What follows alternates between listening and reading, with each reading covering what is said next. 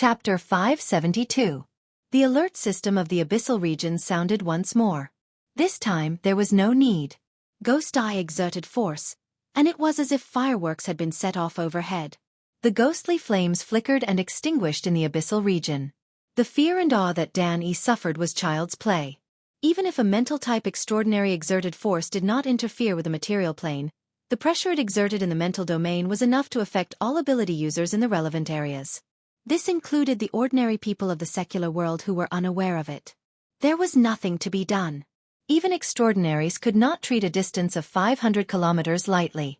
They had to fully utilize the environment of the abyssal region and forcefully distort space and time in order to effectively touch it. In this way, it was simply an impossible task to perform a technique that did not contain any smoke or fire. At least 100 million people in Xia City will have nightmares tonight. Gao Meng took out a paper talisman and twirled it between his fingers. Under normal circumstances, Xia City was guarded by two great extraordinaries. Ghost Eye's straightforward and direct attack would have pushed him back into the sea before he could even reach the shore. But Luo Nan had made a bet with someone else. Not to mention Ouyang Chen. Even Her Majesty Empress Wu had no reaction. Clearly, they had tacitly agreed. Oh, it wasn't just that. Ouyang Chen gave another order at this time. SVIP-09 model. Preparing to detach. Execute in 30 seconds. Gao Meng crushed the paper talisman again. He didn't have the time to feel sorry for it. He went up and pressed down on Ouyang Chen's arm. What are you doing? Why do you want it to detach? Ouyang Chen answered, it just so happens that Ghost Eye is about to enter the battlefield. Let him accept his defeat wholeheartedly. Gao Meng looked at the back of Ouyang Chen's head as if he was an idiot. Did you take drugs? Ouyang Chen turned his face and a smile blossomed. What I mean is that the blood will ring has taken shape and can already operate independently. The support of the psychic wave network is meaningless. Really? From beginning to end, it only needs a medium or springboard. Even without the psychic wave network, a simple amplification device is enough. This is its marvelous aspect. Also, the current flow of energy and information in the blood will ring is actually separated by the psychic wave network. Only by detaching the psychic wave network can it fuse into one. Gao Meng grunted in acknowledgement. He finally remembered that in class, many people didn't have enough ability and needed to use the psychic wave network as a support to form the structure of the blood will ring. But correspondingly, there were quite a number of people who didn't need such support. After the psychic wave network was opened, a portion of the people entered it, but there were also some who were too lazy to do so. Under such circumstances, it was a small miracle that the ring of blood will could still operate without any problems. He did not ask any more technical questions. Instead, he fixed his gaze on Ouyang. By the way, Ouyang, aren't you a little excited? Otherwise, it was rare for him to be so proactive. Without waiting for Ouyang Chen's reply, the Abyss region's warning system had already displayed the latest detection results. Standard unit of force in Gully region. This was the power of the Ghost Eye's suppression. Due to the complex calculation standards and different application methods, it was difficult to use secular standards to convert. However, Gao Meng knew that even if he exerted his full strength and used the most explosive means, the measured value would not exceed 3 standard units, and that was only the instantaneous limit. The Ghost Eye was able to maintain a value of over 10, even at a distance of 500 kilometers. This was an insurmountable gap in terms of level and realm. Its corresponding powerful force had the function of repelling all external imprints and power. Gao Meng's soul strength had only circled around the periphery of the Abyss region when he felt the chirping of ghosts seep into his soul. Half of his skull went cold. Motherf ** Cur. He's playing for real. Ouyang Chen grunted. He's always been very serious. Gao Meng looked at the value on the other end. The spinning thousandths and the even more glaring 0 made the other half of his skull throb with pain. Luo Nan had already finished his third demonstration within the circular conference room. He didn't need to demonstrate anymore. There were 1,477 people in the conference room. There were already 1,469 people who had entered the force field of the Ring of Blood Will. They revolved around the condensation ring and continued to use their consciousness. There were still 8 people left. Their abilities were lacking, and their attention had been broken by Ghost Eye and the chaotic battle online. In the end, They weren't able to catch the last bus. They had already been excluded.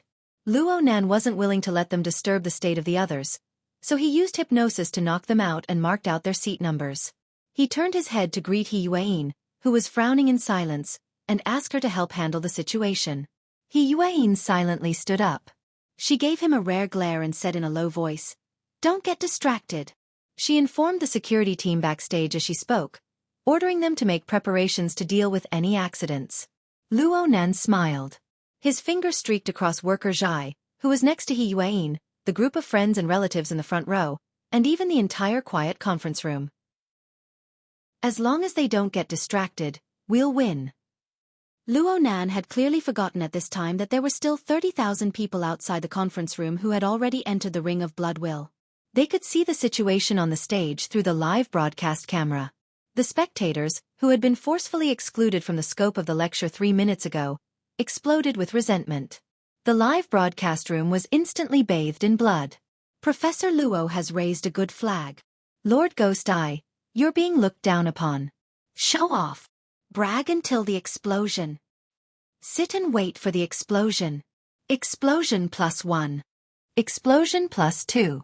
Explosion +10086. The resentment of the spectators had already taken effect on the illusory thundercloud within the electromagnetic field. Luo Nan's consciousness cut through it, but he didn't care. Rather than paying attention to this, it was better to take a look at the effects of the Ring of Blood Will. As for Ghostly Chirp, who was already shuttling through the curtain of night in Xia City. See you in a bit. The Ring of Blood Will had constructed a complete force field. The solid foundation of the configuration was already in place. Luo Nan's guidance was complete. Flowing water poured into the canal constructed by the Ring of Blood Will in an unending stream, raising the water level within the canal. Was this flowing water the sole strength of the people in the room? Not entirely. From Luo Nan's perspective, the complete driving force should include the overlapping consciousness of over 1,000 people. It came from over 1,000 people surrounding the condensation ring, a single goal, consciously and unconsciously participating with their wisdom. Every time Luo Nan sketched out a detail, over 1,000 people would imitate it. And the imitations of these over 1,000 people were all different. Originally, it was impossible to share these experiences with others. But in the marvelous environment constructed by the Ring of Blood Will, in front of a clear and focused target, all the impossibilities became possible. This was just like when Luo Nan first practiced with the condensation ring. It was a one-time, large-scale, high-volume output, screening, and comparison. In the environment constructed by the Ring of Blood Will, this output, screening, and comparison was amplified several dozen times over. Even if the quality of each individual wasn't excellent, Luo Nan had established a stable and high-quality structure. They already had an excellent direction, a reasonable arrangement of ranks, and a highly efficient mode of operation. Luo Nan could discard the vast majority of meaningless and trashy thoughts. This was like an enormous, cooperative cloud space. It was a supercomputer pieced together by pure manpower. Luo Nan's consistent guidance over a long period of time finally allowed the group of 1,400 people to form a stable group consciousness. It was a structure that could efficiently utilize the latent potential within them. In a certain sense, people didn't lack power. They just lacked the understanding to properly apply power. When the consciousness of 1,000 people in the Ring of Blood Will reached a consensus, the final bit of running-in work was completed. This result came from the hearts of everyone, but it also transcended everyone. They successfully constructed it out of nothingness. From nothing to something, from small to large, from fabricated to real. Perhaps it was still extremely weak in nature, in danger of collapse at any time. But this result was under the protection of the Ring of Blood Will. It was within an incorporeal yet spacious fortress. Oh right, I nearly forgot to tell you. The name of the Ring of Blood Will in the virtual brain system was Fortress. Zhang Ji was a bit absent-minded right now, but she also had some understanding. She had once been to the largest and only spaceport in the solar system, Ceres Base.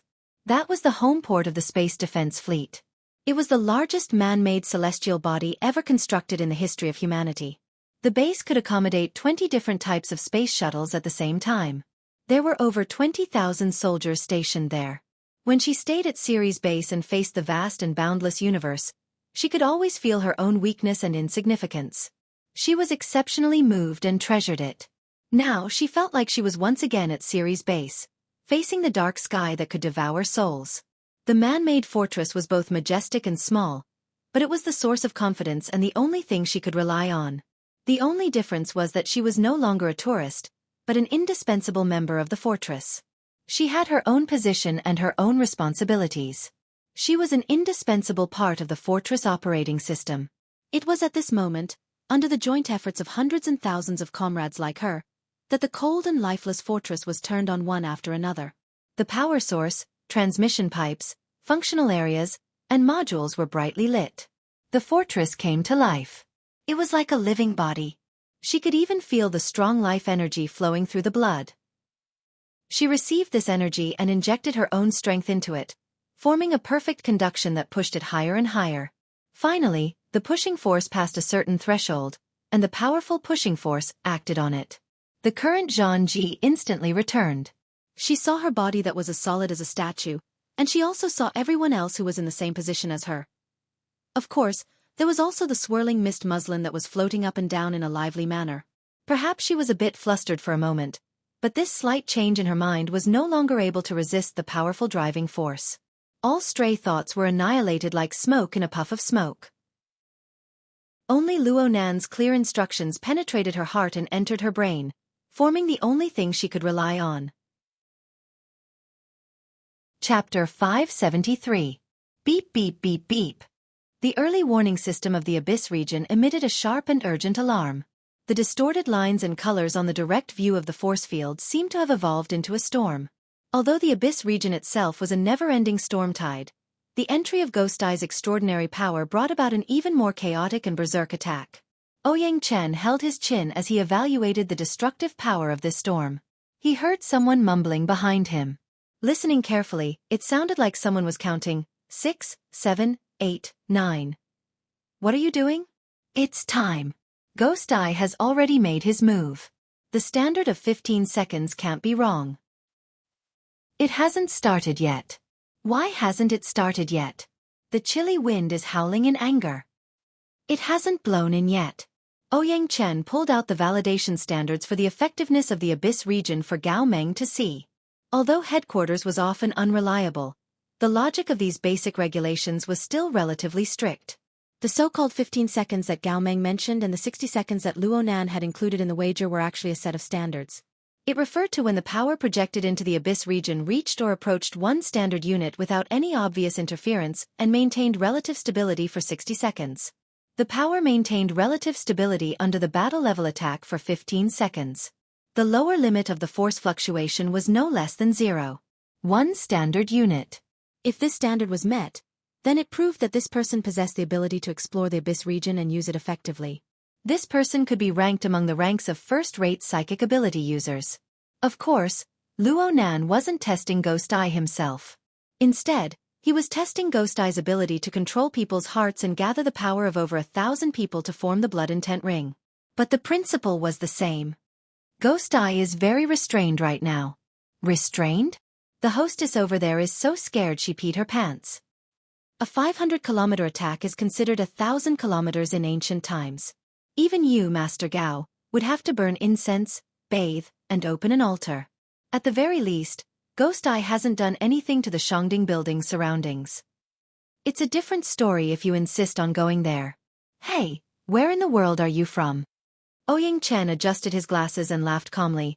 My heart has always belonged to logic and truth. Before Gao Meng could hammer him, Ouyang Chen raised a finger. What's the value of Luo Nan's work right now? Gao Meng shot a glance. Oh, the 1,000th point is 7. Why? According to this standard, Ghost Eye can choose not to come. Oh. Gao Meng stared blankly for a moment before coming to a realization. As long as Luo Nan's work was unable to reach or approach one standard unit in the Abyss region, then Ghost Eye could simply ignore it according to the verification standard requirements. Luo Nan's gamble would be lost without a fight. Of course, other than the standard unit itself, the only ambiguous expression in the verification standard was the word, close. This was also a manual correction of the ambiguity of the standard unit. Numerically, it was in the range of 0.7 to 1. In the specific implementation process, Some parameters could also be adjusted. However, the basic condition for the parameter adjustment was to be able to make contact with the verifier in the abyss area. In other words, the effect of Luo Nan's work in the abyss region could be maintained at the level of 0.027 dg as long as he could make contact with the ghost eye, and let the ghost eye confirm its existence. But this way, the difference between 60 seconds and 15 seconds would be blurred. This way, ghost eye had a lot of room to maneuver. When faced with this kind of situation, shouldn't that uncouth old man just chuckle and wave his hand in a light and breezy manner?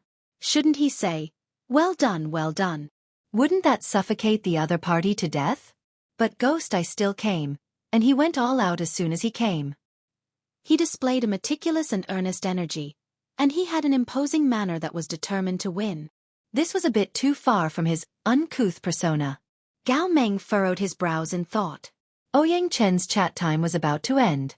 He turned his head and continued to dispatch the maintenance team. They carried out a comprehensive and detailed monitoring of this confrontation that had yet to occur. In the end, he said, in this gamble, the time standard is actually meaningless. Whether it's Luo Nan or Ghost Eye, they don't really want to win anything from each other. The so-called extraordinary photograph was just a joke. All they want is a verification. A verification of yes and no, yes and no. Does the blood intent ring exist? Even Gao Meng himself didn't believe these words. Does the new road sign exist? Does the new road sign exist? It was rare for Ouyang Chen to sigh with emotion. Gao Meng suddenly gave him a fierce shove from behind. It's going up. It's going up. Only Luo Nan's work could make Gao Meng react like this. Right now, on the value, the 1000th, which had been fluctuating all this time, showed no signs of stopping. However, the higher percentile began to change as well. It went from 2 to 3 to 4 to 5. It went up all the way. Just as Gao Meng's voice fell, the value of 10, which had been at 0 all this time, was finally replaced by a value of 1. The change in the value of 10 wasn't as frequent as the percentile and the 1000th, but Gao Meng counted in his mind. He had just counted to 5, and the 1 had become a 2. Another 5 and the 2 had become a 3. In this way, every 5 digits represented an increase. In a short half a minute, the corresponding value had already risen to 0.713. The momentum was strong, and the increase was stable. It was simply like watching a third-rate stock market war drama. Gao Meng was still yelling, but he subconsciously pinched his throat, afraid that if he breathed too much, he would blow away this dreamlike scene. Do you have to be so awesome? This is already in line with the standard, right? Ouyang Chen grunted. He was so focused that he didn't give any response. Gao Meng wanted to push Ouyang Chen's shoulder again, but before he could exert force, he realized that he could completely sense the value within this range. His thoughts turned, and he thought of the shadow cast by Ghost Eye above the abyssal region. His palm shrunk slightly, and he pulled out a paper talisman. He immediately burned it, and his mind followed the curling green smoke to evaporate. Gao Meng felt his scalp go cold as soon as he emerged from the abyssal region. His heart sank. Admittedly, Ghost Eye had managed a great scene in the abyssal region under unrestricted circumstances. But in the surroundings, even in the deeper regions that he was powerless to explore, there existed a few faintly familiar intents. They used various methods to observe the current focal point. MMP. Gao Meng cursed. Forget about Her Majesty Empress Wu. But what's Tianbang and the others doing? And there's also Mountain Lord and Star Shaman. They've been eating dust outside the city for quite a few days. They haven't been able to come in for a cup of tea. It's normal for them to be resentful. The two people Ouyang Chen spoke of were the two extraordinaries in the outskirts of Xia City. Their purpose in coming was no different from Jin Tong, who had practically entered the gates of hell. Previously, Xia City had been sealed off at every level, not allowing ability users to enter. They were afraid of Ouyang Chen and Her Majesty Empress Wu. They didn't want to immediately shed all pretenses of cordiality, so they didn't do anything. But now that Luo Nan and Ghost Eye were making a bet, Xia City had opened its mouth. They came in with a face full of saliva. This could be considered as hitting the edge. This isn't fair. Gao Meng fiercely hammered Ouyang Chen's shoulder as if he was hammering the table in protest. You extraordinaries are playing basketball in the abyssal region. Have you ever thought about Luo Nan's feelings? Ouyang Chen shrugged.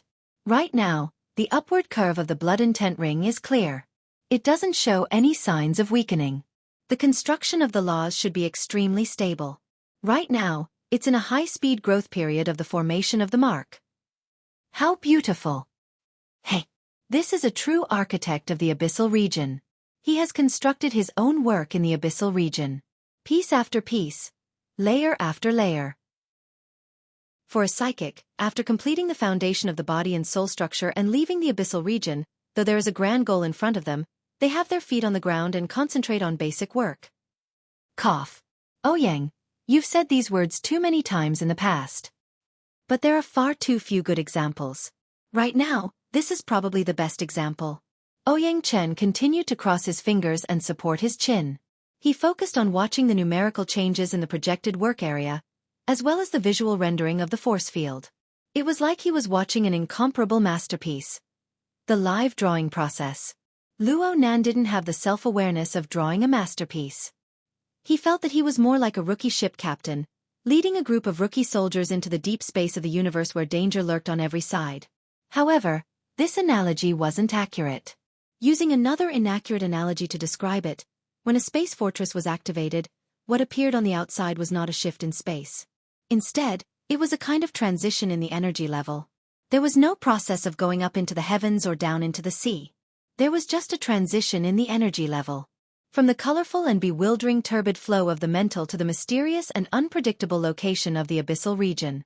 Then what bombarded the group consciousness of over 1,000 people within the fortress was the endless energy storm within the abyssal region. Luo Nan rarely entered the abyssal region in the past. On one hand, it was because his starting point was too high. The human-faced arachnid brought him to the deepest and highest place the moment he made contact with the mental plane. He was practically above everyone else. On the other hand, it was because the abyssal region gave him an overly chaotic feeling. It was restless all the time. From the perspective of the curtain at first, this was the area where the curtain twisted the most intensely. But from a more comprehensive perspective now, this was simply a storm maze that could tear a person to shreds at any time. Luo Nan relied on pure observation to make a living in the past. He had nothing better to do, so he went here to torment himself. But as his understanding continued to deepen and his cultivation continued to grow, he came to a deeper understanding. Even though the abyssal region was chaotic, it also contained inconceivable resources. It was just like how the deep sea was dangerous, but it also contained rich mineral deposits. Even though the deep space was deathly still, it was filled with even purer energy. For ability users, especially mental ability users, the environment they normally lived in was 1 and 2 was 2. It was very difficult to create miracles. But the abyssal region was different. This place was an extremely dangerous treasure trove that contained miracles. For the sake of improving their cultivation, increasing their realm, and accumulating capital, they thought of every method possible in hopes of breaking through the barrier of the mental plane. They entered this place and gambled with their lives. Chapter 574. The force field of the Ring of Blood will lingered in the abyss area, as weak as a sprout that had just broken through the soil. But things like sprouts were the toughest, because there were spreading roots below it, constantly absorbing nutrients and supplying its needs. The interweaving of spiritual light and wisdom of thousands of people, as well as the infusing of life energy from time to time, was enough to last for a while under the premise that it was used effectively. Moreover, the external environment of this sprout was admittedly still a raging storm, but at the same time, there was also a surge of energy that was as pure as sunlight. The method was a little violent, but it was good that he could absorb it. The structure of the Ring of Blood will ensure the basic efficiency of absorption and maintain the balance of the supply of nutrients from top to bottom. This process had already begun long before Luo Nan and Ghost Eye made their bet. It had already begun when the Ring of Blood intent was first constructed. It was just that Luo Nan had been the one to protect and maintain it at the time. It couldn't be considered self-sufficient. Only when the 1,469 people entered the circular conference room and became the recruits that supported the operation of the fortress did this sprout truly take shape. And under Luo Nan's clear goals and strategies, the sprout wasn't prepared to immediately become a towering tree after it took shape. It just built a foundation bit by bit, strengthened its roots, and used a steady and conservative method to gradually deepen its imprint in the abyssal region, expanding its domain. In this way, no matter how much the storm in the abyss region raged, It could no longer be destroyed under normal conditions.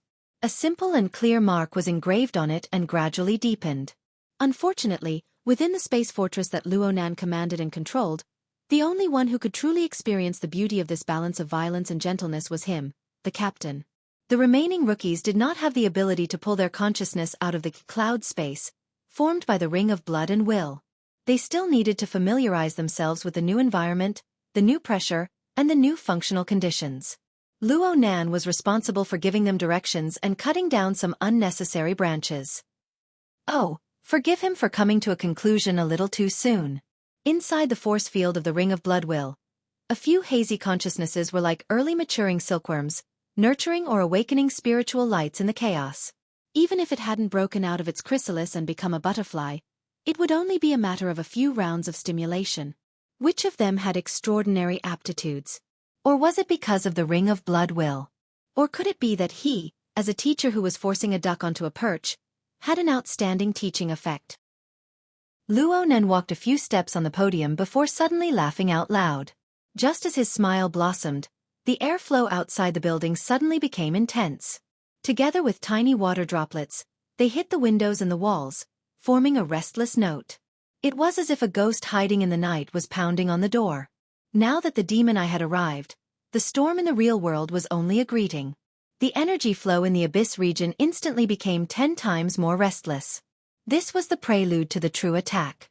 An extraordinary might not be able to do as he pleased in the abyss region, but his attack power against specific areas and targets was absolutely formidable. For example, Ghost Eye's attack was only aimed at the force field of the ring of blood in the abyss region.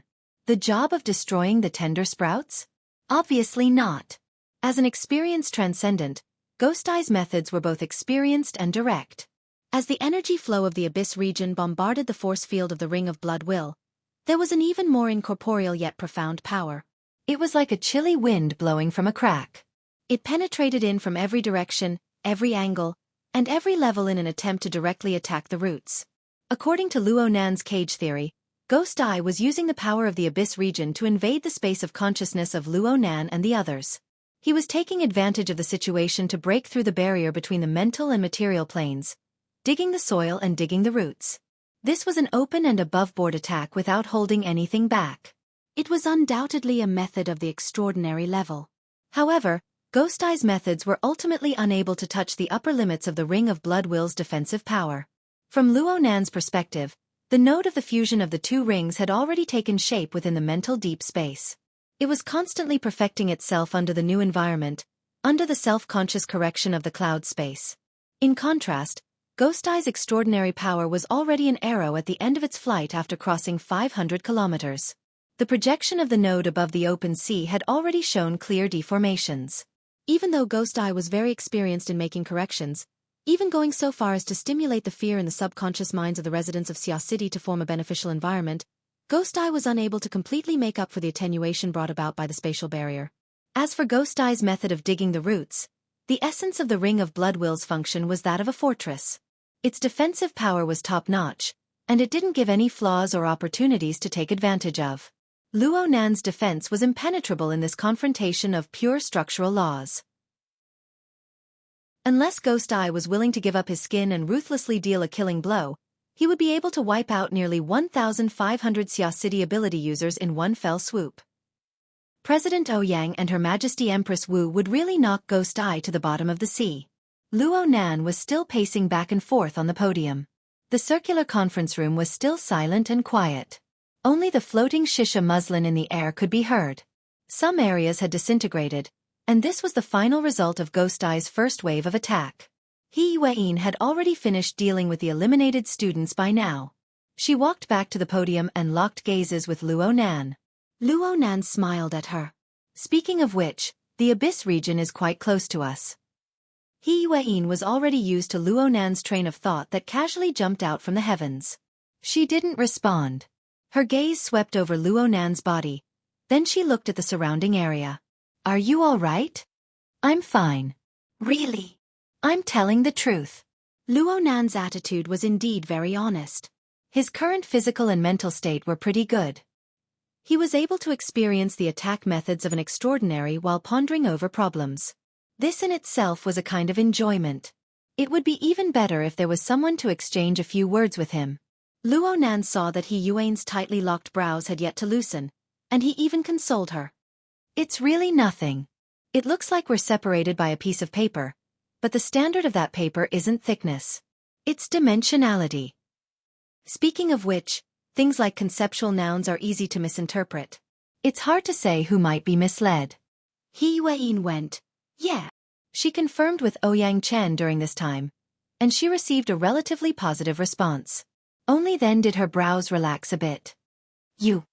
It's best if you stay focused. It's fine. After all, Ghost Eye is testing my work, not me. Luo Nan finally found someone he could communicate with. He didn't want to let go for a time. He slowly strolled to the side of the lectern. He propped himself up with one hand and assumed a more comfortable posture. He complained in a chatty manner. Who in the world came up with the name, 3 levels, 1 district, 1 domain? At first glance, it looks like a very deep region. The road is long and dangerous, but it's not the case at all if you truly experience it. Let's not talk about the 3 levels. Don't you think that the Abyss region is too close? The current Abyss region was indeed too close to Luo Nan. It was just as he had said before. Under the powerful impact of Ghost Eye, the distance between the Abyss region and the real world had been compressed to the point that there was only the distance of a piece of paper left. Fortunately, it wasn't thickness. It was dimensionality. Ordinary people would be completely unaware of this, or they would feel as if they were separated by a natural moat. But in the hands of extraordinaries, it was like a piece of thin paper that could be broken through at any time. Walking in the real world was like standing at the edge of a high-temperature furnace, accompanied by destructive power. If Ghost Eye was a bit closer, or if he just flipped the gambling table and killed Luo Nan should have been able to break through this barrier. At that time, the terrifying energy turbulence of the Abyss region would be amplified by a special structure. It would sweep over. Whether it was Luo Nan or the 1,400 people in the circular conference room, they would all be turned to ashes. This was the ability of a mental type extraordinaire. Luo Nan would not deny this point. But was all of this charity from Ghost Eye? Luo Nan didn't think so. It was like he and Ghost Eye were playing chess. Blades flashed and swords flashed on the chessboard, and the players on both sides were quite polite and amiable. Ghost Eye didn't go for the kill, and Luo Nan didn't use his full strength. On the gambling level, Ghost Eye was unable to probe the limits of Luo Nan and the Ring of Blood intent under Luo Nan's control. Under the pressure of the destructive power that could break through at any time, the force field of the Ring of Blood intent still stood stably. After the initial destructive power swept through the sprout relied on its sufficiently thick and solid roots to achieve equilibrium with the new destructive environment of the Abyss region. It continued to extract the pure energy within. Though the rate of growth had shrunk by a large margin, it was able to achieve a new stable increase under the new environment. Yuan had a rough idea of Luo Nan's current situation, which was why she allowed him to be willful. But for the sake of safety, Yuan still walked 2 steps forward. She maintained a distance from Luo Nan so that she could rescue him at any time. She was like a professional secretary. Her hands drooped down and overlapped on her lower abdomen. She chatted with her boss in a soft voice. After all, we're in a confrontation right now. It's very hard to probe under normal circumstances. Luo Nan recalled for a moment. He could only admit that this was indeed the case. But then again, for an ability user who can probe into the Abyss region, is there really such a big difference between what's normal and what's special? A certain person and his secretary chatted enthusiastically. But from the very beginning, there was no beginning or end to the description. There was a true attitude of treating no one else present. This made the onlookers on the internet unable to stand it. Hey, we're still here. Pretentious bastard, go shit. He really jumped into the Abyss region, but I don't understand a single word. I've had enough. Is there anyone who understands? Didn't they just say 60 seconds and 15 seconds? Has it started yet? Has it passed yet? Host guest, there's no one who can decipher it. Wake up.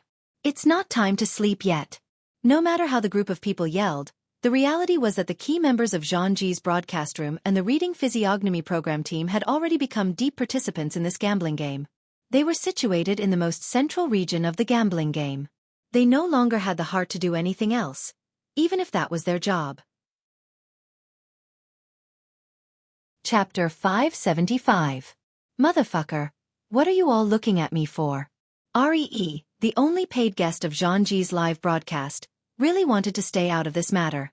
However, the continuous changes in the situation had already caused him to subtly separate from his peers, making him even more eye-catching.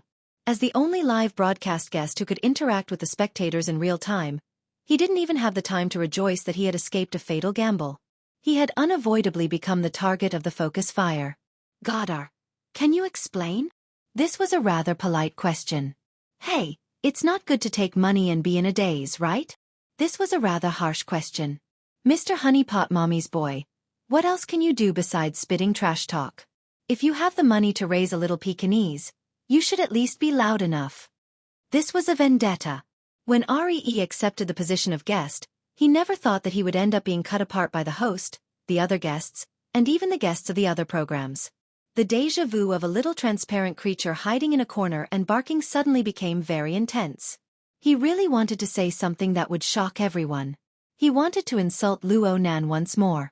However, the current conversation on the rostrum in the round conference room was something that only those powerful individuals who were able to fight in the abyss could personally experience in his cognitive system.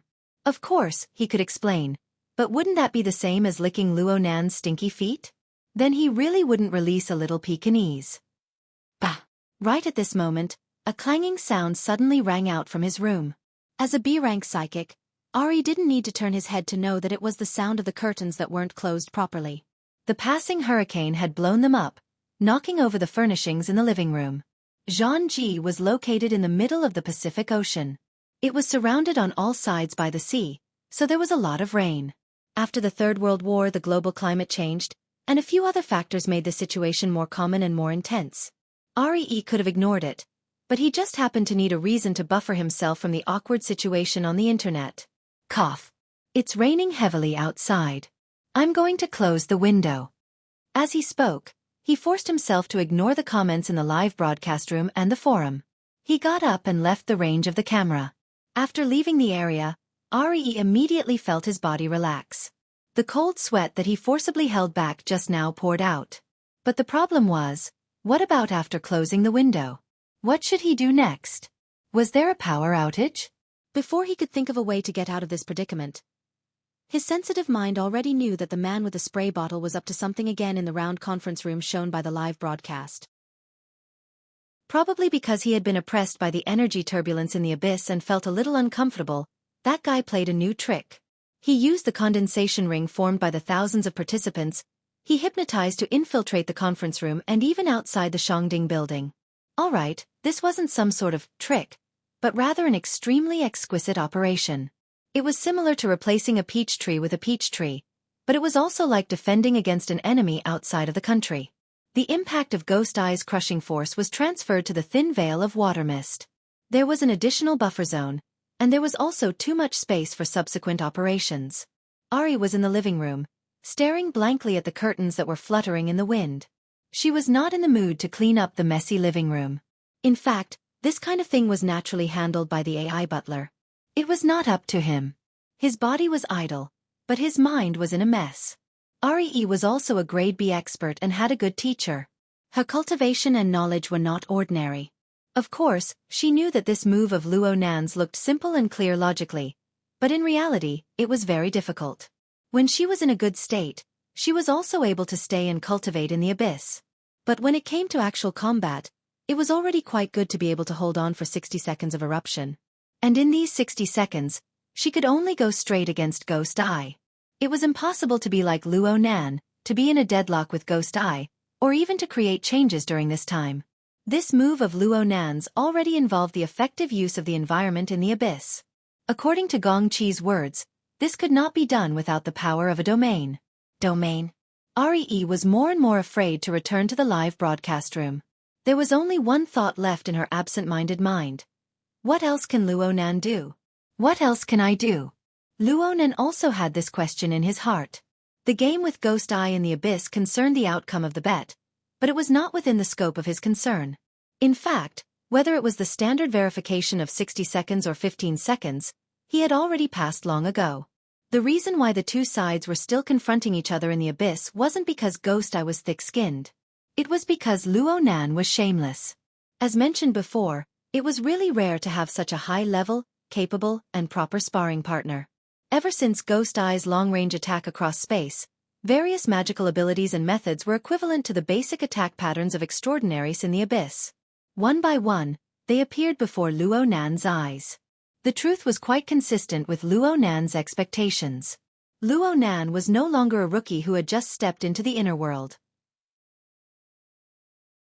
Even though it had been less than 3 months at most, the high-level battles he had experienced during this time had already surpassed the sum total of many ability users in their entire lives. The logic world of Frost River reality, the planar crossbow of Ku Wang's communication, and the direct assassination of Jin Tong in the outer sea. There were as many as 3 confrontations that extraordinaries had directly participated in. In particular, he himself was sinking deeper and deeper. Whether active or passive, he had accumulated a wealth of precious experience. He had a clear reference. In addition, he could see the entire picture of the abyss and the polar regions. He could also see the rules of the twisting curtains. He could see not only the scenery, but also the skill. Several reasons were stacked together. When Ghost Eye made his move, Luo Nan immediately found a reference in his memories. He sorted out the corresponding rules and verified the thoughts in his heart. Sure enough, whether it was President Ouyang's logic world, Luo Yuan's planar crossbow, or Ghost Eye's long-range attack, they were all essentially the same. They all used special formats to interfere with special environments to form special scenes. The only difference was the degree of completion. The logic world had the highest degree of completion. Its laws were strict. The planar crossbow's interference power was extremely strong. It was the most lethal. As for Ghost Eye, he was the most casual in comparison. He had more or less stripped away the material plane of the energy transportation environment. He had only set up a basic structure in the abyss, but he had fully utilized the particularity of the abyss to make his attacks simpler and more direct. Well, the abyss was a place that could not be ignored in the end. Right now, it seemed that the 3rd floor was no more than a prison. Though the polar regions were good, they were still a bit too far from the real plane. Only the abyss, this wondrous dimension, could accomplish many things. It gave Luo Nan Tuar anew. Perhaps it should be said that it made up for the part that was lacking in his system. His soul cloak and his deep-sea scene seemed to fit into the special environment and special power of the abyss to achieve twice the result with half the effort. I really want to give it a try. Then let's give it a try. As a researcher, Luo Nan was very clear on how important inspiration was. He had Ghost Eye as a test subject with enough weight and restraint. Ah no, an experimental partner. How rare was that? How could he let Ghost Eye leave under these circumstances? Ghost Eye, that old bastard, was quite generous. He really did accompany Luo Nan to play along. Of course, Luo Nan's confrontation with Ghost Eye was mostly just for absorption. Even moving the mist muslin was just a small test. The current Xia city was absolutely not a good place to truly verify the soul cloak and the deep-sea scene. To verify Luo Nan's most fundamental self-format. A total of 5 extraordinaries were paying attention to Luo Nan. They were paying attention to the blood-will bracelet. They were paying attention to the gathering of thousands of people. They were paying attention to the towering fortress that slowly set sail under the cover of the night. Every detail of the changes inside and outside of the fortress was brought under a magnifying glass for analysis. Not a single detail could be hidden from people. Needless to say, Luo Nan's cobweb altar was inextricably linked to this fortress. Every second that the fortress existed in the abyss brought a wondrous force to the cobweb altar. Even if the human-faced arachnid was hidden deep in the polar region and could effectively avoid the fortress, Luo Nan would still need to draw a few more times to verify the fortress in this environment, no matter how big his heart was. The Xia city region was not a place for experimentation no matter what. Luo Nan could only shift his thoughts outwards. In any case, the range of his soul cloak had already expanded by several thousand kilometers in the past week. He could not do it in Xia city, but he could do it in the boundless wastelands and the ocean. Luo Nan would not let go of this learning and verification process. He slowly exhaled. His mind underwent the arrangement of the overall planning technique, cleverly dividing it into 2 sets of staggered mission sequences. One was in Xia city, absorbing nourishment like a thirst. The other was in the distant Pacific Ocean, learning and practicing on the spot. He was a beginner. There were successes and failures, but his capital was robust. His train of thought was correct. Luonan could afford to wait. He could afford to play. He could afford to train. He could afford to do several rounds of verification. Even though his mental exhaustion was quite large, he still gradually brought out the rules and regulations. He had not spoken for several minutes already. The tens of thousands of spectators, including He Yueyin at his side, all thought that he was doing his best to fight Ghost Eye in the abyss. They were completely unaware that half of his energy had already been divided 7,000 kilometers away. He was tossing and turning in the Pacific Ocean where mutants wreaked havoc. Luonan could not avoid adapting to this marvelous method of use while he was verifying and practicing. Unlike the monotonous cloud world where reality and illusion were indistinguishable, Luonan's consciousness wandered the earth. The first thing he sensed was a natural scene that was much more colorful. Other things aside, he sensed the state of light and darkness in different time zones at the same time. He was presented with an inconceivable macroscopic perspective. In this moment, it was as if he was stroking the soft and bumpy surface of the ocean and the earth. He was swimming freely within the uneven thickness of the clouds. He was feeling the high-speed rotation of the planet within the void of the universe. It was under the touch of such a marvelous scene that Luonan's sense of space had a marvelous distortion. A subtle change occurred in his observation of the real world. Luonan didn't know when it happened, but he suddenly felt a bit absent-minded. An inexplicable thought was born, and it quickly magnified. Where am I? What kind of perspective am I using to observe this world, this planet, this universe? When doubts were about to fill his entire train of thought, the seed of an answer that had long been buried deep in his heart broke out from the ground. 3 long lines shot out together. They pierced through the boundless, penetrated the dim and bright, and penetrated the existent and the non-existent. They constructed a classical Cartesian coordinate system, locking Luonan himself at the origin. He was at a loss. He was cold. He was here, but he had nowhere to rely on. It was as if he was isolated from the world. From Luonan's perspective, the answer was not surprising.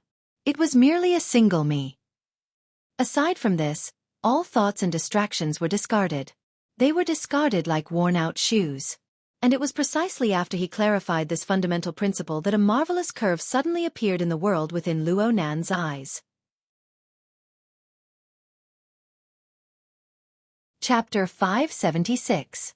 The mess in the living room had already been cleaned up by the AI butler, but REE was unwilling to return to the live camera no matter what. Even if the live broadcast platform wanted to argue with him about the contract and ask him for compensation, he would accept it. Just as he made up his mind, a communication wave penetrated through the wind and rain and came in. The one contacting him was the young man that his teacher, Gong Qi, had been nurturing for the past few years, Yuan Fei. This person was very lively and reliable. However, REE didn't like him for no reason. At most, it was because the same sex repels each other. Yuan Fei had a smooth sailing life under Gong Qi's guidance in the past few years. It was only when he messed up his business in Xia City that he came back dejectedly. REE was happy for a few minutes because of this. Now that he thought about it, maybe he should give Luonan a drumstick first. That would make things more balanced.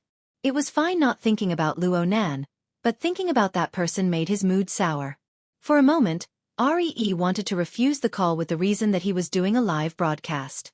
But when he thought about how his every move could be said to be the center of attention, he couldn't hide the fact that he had temporarily left the table, so he could only answer the call with a toothache expression and said indifferently, "Hello. Senior Brother Luo, I wanted to contact you but I was worried that you were doing a live broadcast." REE's toothache intensified. "What the hell are you staring at me for? Are you trying to snitch on me in the future?" And such a hypocritical and respectful form of address. Who knows what the other side is like? No matter what, it was unlikely that Yuan Fei would open a video call with REE to verify the degree of respect behind the form of address. Of course, REE would do the same.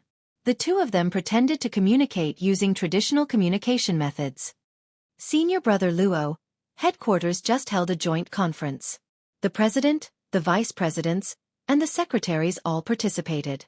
But the teacher is still absent. R furrowed his brows. Calling him teacher so intimately. Have you confirmed your relationship? You haven't even offered him tea. Aren't you ashamed to talk about it? Re was in a bad mood and was in no mood to respond. He said coldly, "The teacher is in seclusion. Of course he doesn't have time."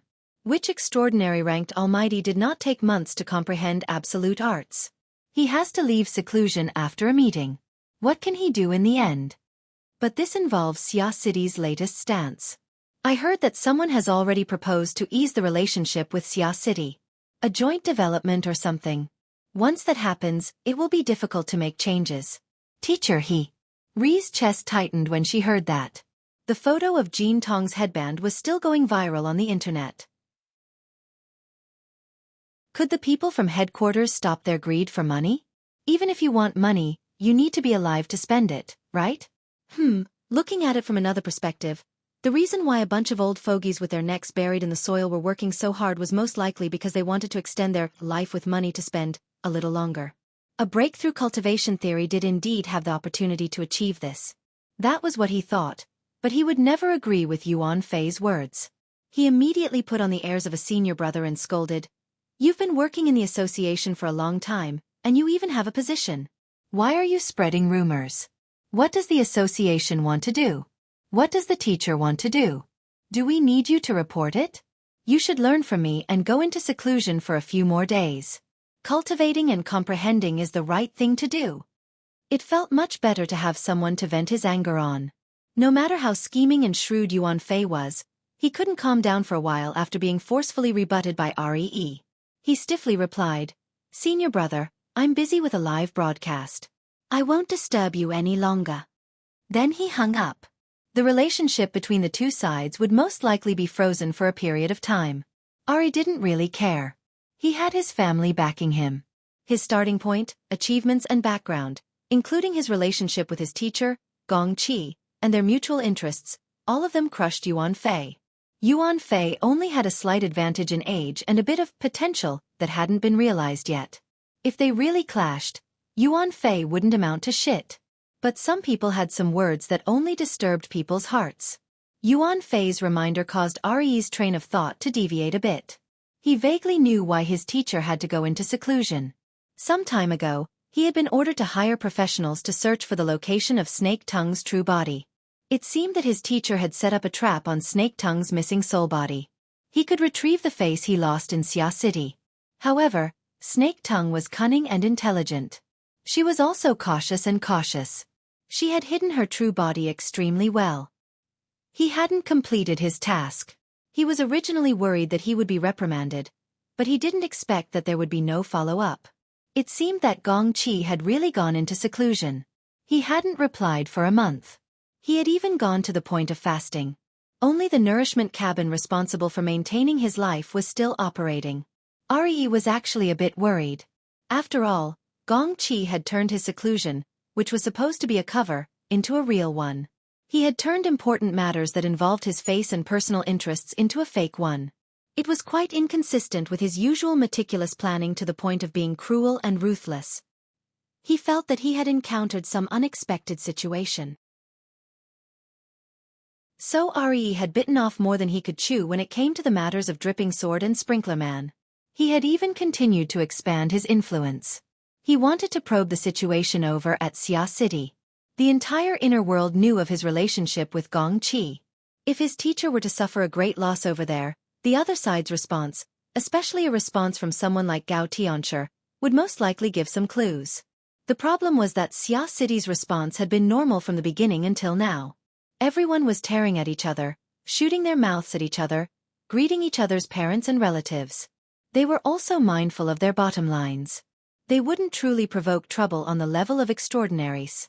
Everything was far too normal. In addition, Gong Qi's near-invincible extraordinariness had brought about far too much inertia. It was to the extent that Re had gradually forgotten his original intentions. He had sunk deep into his favorite profession of shooting his mouth off and spitting his mouth until now. A person's thoughts were always strung together. The previously forgotten links were only temporarily buried by the dust and sand of emotions.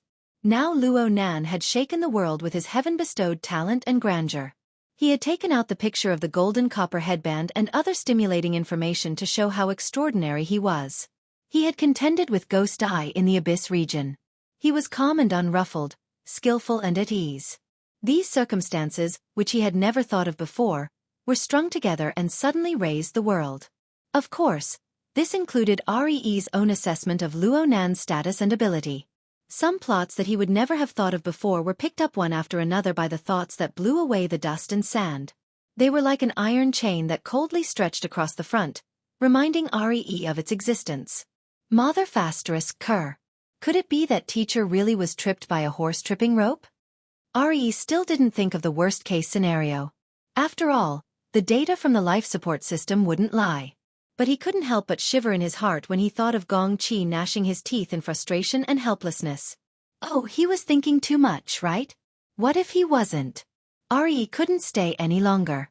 If it really was a horse-tripping rope situation, then Gong Qi suffering a great loss was secondary. His closed-door training caused him to be cut off from information and then hit the wall again. The consequences were truly unbearable. Gong Qi couldn't bear it. He and his family couldn't bear it either. The more he thought about it, the more he felt uncomfortable. Re subconsciously reached out his hand and touched the emergency communication device he carried with him. According to Gong Qi, if there really was an urgent matter, he could use this communication device to wake him up from his special state and get in touch with him. It wasn't that Re had never done this before, but he couldn't find a reason to do so. Now that Jin Tong was killed, the cage theory was born, and even the Abyss District wasn't stable. All of this came from that damned Luo Nan. This should be an urgent matter. In the end, Re stomped his feet and practically closed his eyes as he walked to the study. He didn't dare to look at the discussions online anymore. He turned off the live broadcast and rushed out of the room like he was fleeing. He went straight out the door, started the car, and drove towards the secret location of Gong Qi's closed-door training. Emergency communication could be done over a long distance, but some words and some things were better said face-to-face.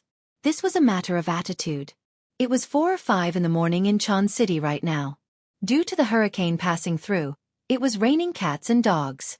It could be said that one couldn't even see their fingers in front of them. Re wasn't in the mood to play the midnight car game. He went straight into autopilot mode. The headlights tore through the darkness on the road as he advanced at high speed along the magnetic track. But this way, the 10 or 20 minutes on the road would be very hard to endure. Did he want to listen to some boring news like, Guala rapidly upgraded to a Category 3 hurricane? Suspected to be influenced by factors other than meteorological conditions? So even though Re screamed madly in his heart, I don't want to see it, his fingers still opened up the audio and video system honestly. He connected to the live broadcast platform and watched the latest news from the circular conference room in Xia City. Of course, the bullet screen and whatnot were all blocked. Then Re saw Luo Nan on the podium. His eyes were half closed, and his eyelids were slightly trembling. This scene wasn't much different from before. It was just that he was a bit more focused. But it was strange. The instant Re cast his gaze on the podium, Luo Nan also opened his eyes. His gaze was focused on the camera. It was more like he was aiming at Re's eyes. Re's heart thumped. An inexplicable cold current gushed out along with the blood pumped out from his heart. It soaked half of his chest in a cold and soaked sensation. There was also a prickling sensation of being ground by coarse sand. What's going on? Has his fear of Luo Nan reached this level? The car speeding through the wind and rain wasn't affected by Re's mood. It continued to drive strictly according to the established route. The AI butler followed its preset priorities and played the information that was currently most worthy of its owner's attention. It just so happened that it was news related to Hurricane Guala. The relevant situation was updated. Guala is predicted to make landfall on the west coast of Nadu Island in 20 minutes.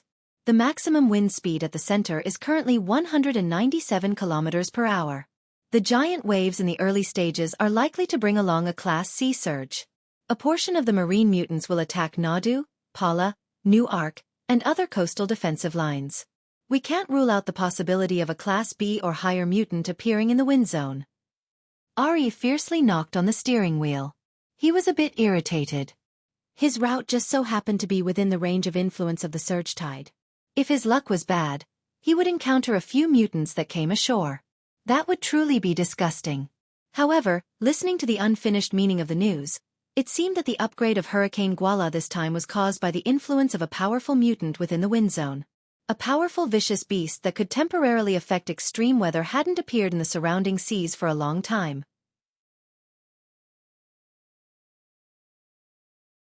Chapter 577. The hurricanes several thousand kilometers away continued to approach the archipelago region. Luo Nan's mind had already reached the shore a step earlier. It continued to expand forward with a steady momentum. But the current expansion already appeared to Luo Nan as a different kind of law. The root of this expansion was not at the forefront. Instead, it was at the core of this expanding force. In other words, Luo Nan himself. Luo Nan's figure congealed on the podium. But the structure of space and time around him was like a projection that was hard to distinguish between real and fake. Layers and layers appeared with Luo Nan at the center. This was the bubble that he had demonstrated to the participants before. It symbolized the cage of humanity. Looking at it from this angle, everyone in the circular conference room, everyone in the Shangding building, everyone in Xia City, and even everyone within the range of Luo Nan's senses were wrapped within a bubble. The only differences were in terms of stability and range of coverage. Of course, the shape of each bubble was different as well. The bubbles of the vast majority of people, or rather, the majority of people, could collapse and regenerate at any time. But for a short period of time, the bubbles would warp and transform into all sorts of complex shapes. The reason for this was the pressure of other bubbles and even deeper environmental conditions. Right now, Luo Nan's bubble was one of the greatest sources of pressure for the people present. This bubble was far too enormous compared to everyone else.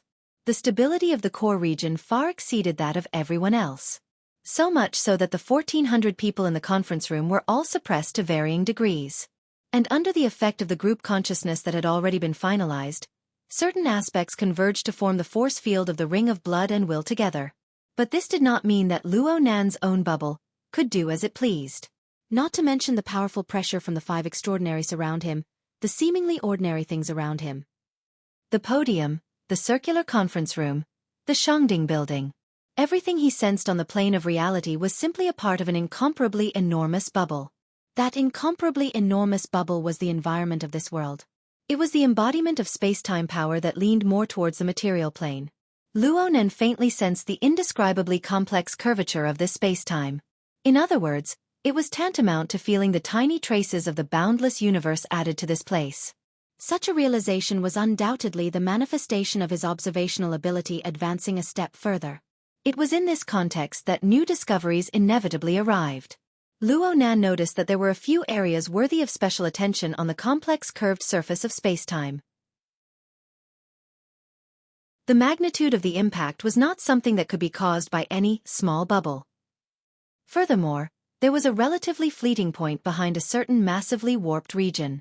It was similar to the basketball team of extraordinaries that hovered in the night sky of Xia City. From behind the warped and deformed structure, it radiated powerful stimulative information that made him unhappy. It was almost certain that this was a transcendent. Luo Nan's soul cloak covered an enormous area of effect, but it wasn't strange at all. Because part of it was based on the condensation ring. According to the different activity levels of water molecules, the progress in the ocean was faster, and the progress in the inland was slower. However, it almost covered the entire East Asian continent and half of the Pacific Ocean. It was just that Luo Nan knew that he was unable to handle the enormous amount of information within. He didn't investigate, didn't notice, and didn't do anything. He just maintained a normal state of attention towards a few sensitive areas. In such a vast area, no matter how rare extraordinaries were, it was still possible to encounter a few. But the problem was that the distance of this stimulation point was too close. Luo Nan's first reaction was that it was within the range of Xia City, but that wasn't right. The fuzzy judgment of being very far yet very close was truly nauseating. Luo Nan had no choice but to split a portion of his mind to pay attention to this point. After a few consecutive rounds of stimulation, he filled in more and more sensory information in an attempt to restore the information. As the constructed information became more and more complete, there was a sudden jolt. All sorts of one-sided information instantly combined in front of the answer that already existed, returning to their respective positions. In the end, what was restored in the domain of perception was the astral winds and clouds that spanned thousands of kilometers, as well as the blood-colored ape that flew back and forth. The cloud world. So naturally, the target that gave him negative stimulation also appeared, Gong Qi. This Deputy Secretary General of the Society, who had fallen into the clouds, was undoubtedly a psychic extraordinaire. He was a powerful person that stood at the apex of the inner world. Gong Qi floated within the astral winds of the clouds. His expression was grave and stern.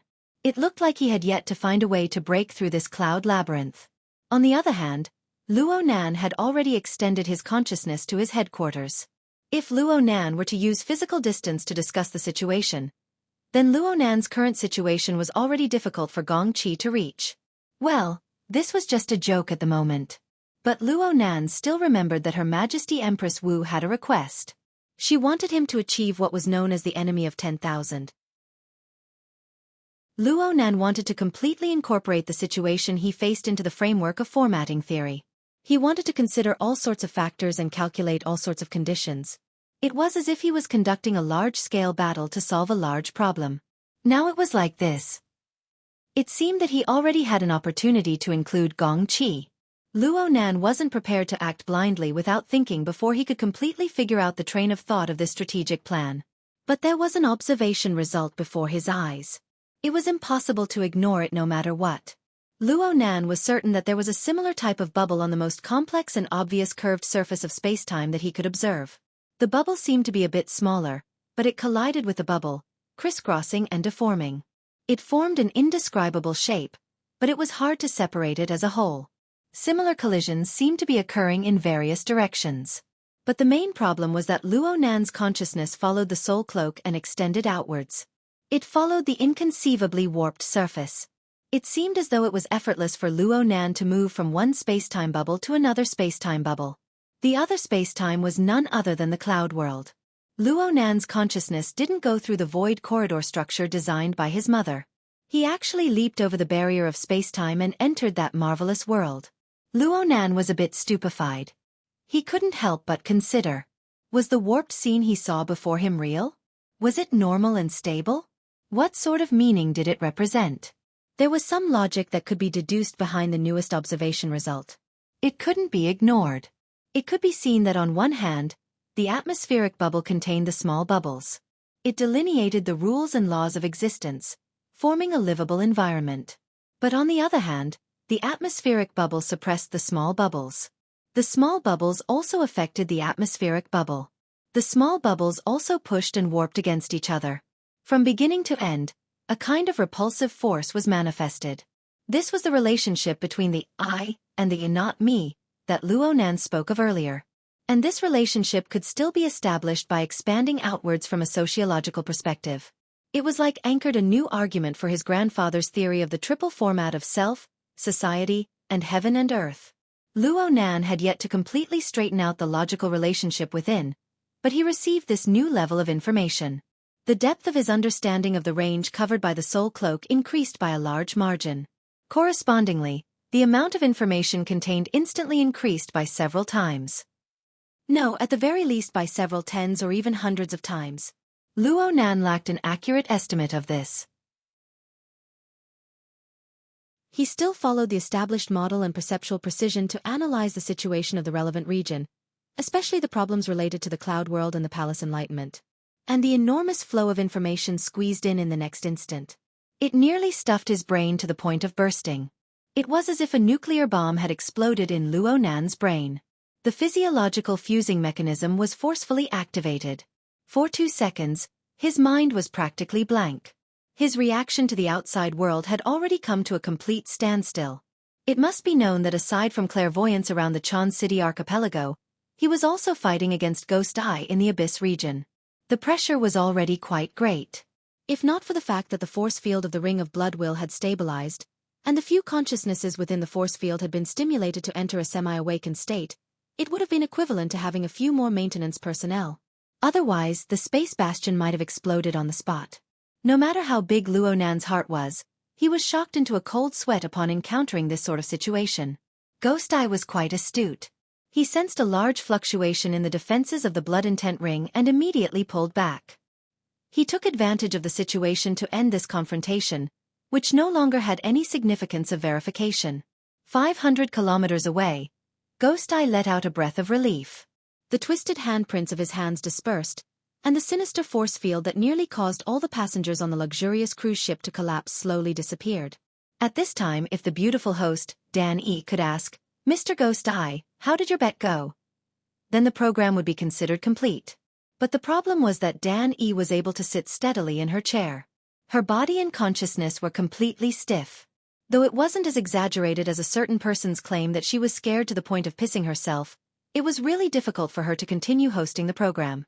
Therefore, the audience of the inner world could only stare blankly as Ghost Eye slowly withdrew his power. He muttered to himself and put on a face that was neither happy nor angry to entice the imagination of everyone. Ree, who was currently cruising in the wind and rain, couldn't help but fantasize about whether or not Ghost Eye had given Luo Nan a sneak attack and left a fatal hidden wound or something. There seemed to be some problems with Luo Nan's state in the last few seconds. The red and white color of the blood on his face was extremely obvious. Before Ree could finish her thoughts, the car had already taken a detour from the coastal highway and entered a short-distance undersea tunnel that required an extremely high level of authority. This tunnel had undergone a special design. It used expensive special glass as its main body, achieving the effects of a single mirror and limited invisibility. Looking out from the inside of the tunnel, one could directly see the gloomy undersea world around the island. Looking in from the outside, one could only see a turbid turbulence. There were no traces of artificial construction. After passing through this tunnel, one would arrive at a group of small uninhabited islands and reefs that headquarters had specially opened up for closed-door cultivation. This was the legacy left behind by the eruption of a local volcano during the Third World War. Though the geological environment wasn't stable, it was extremely suitable for ability users of higher realms to cultivate and comprehend. It was said that it would yield twice the result with half the effort.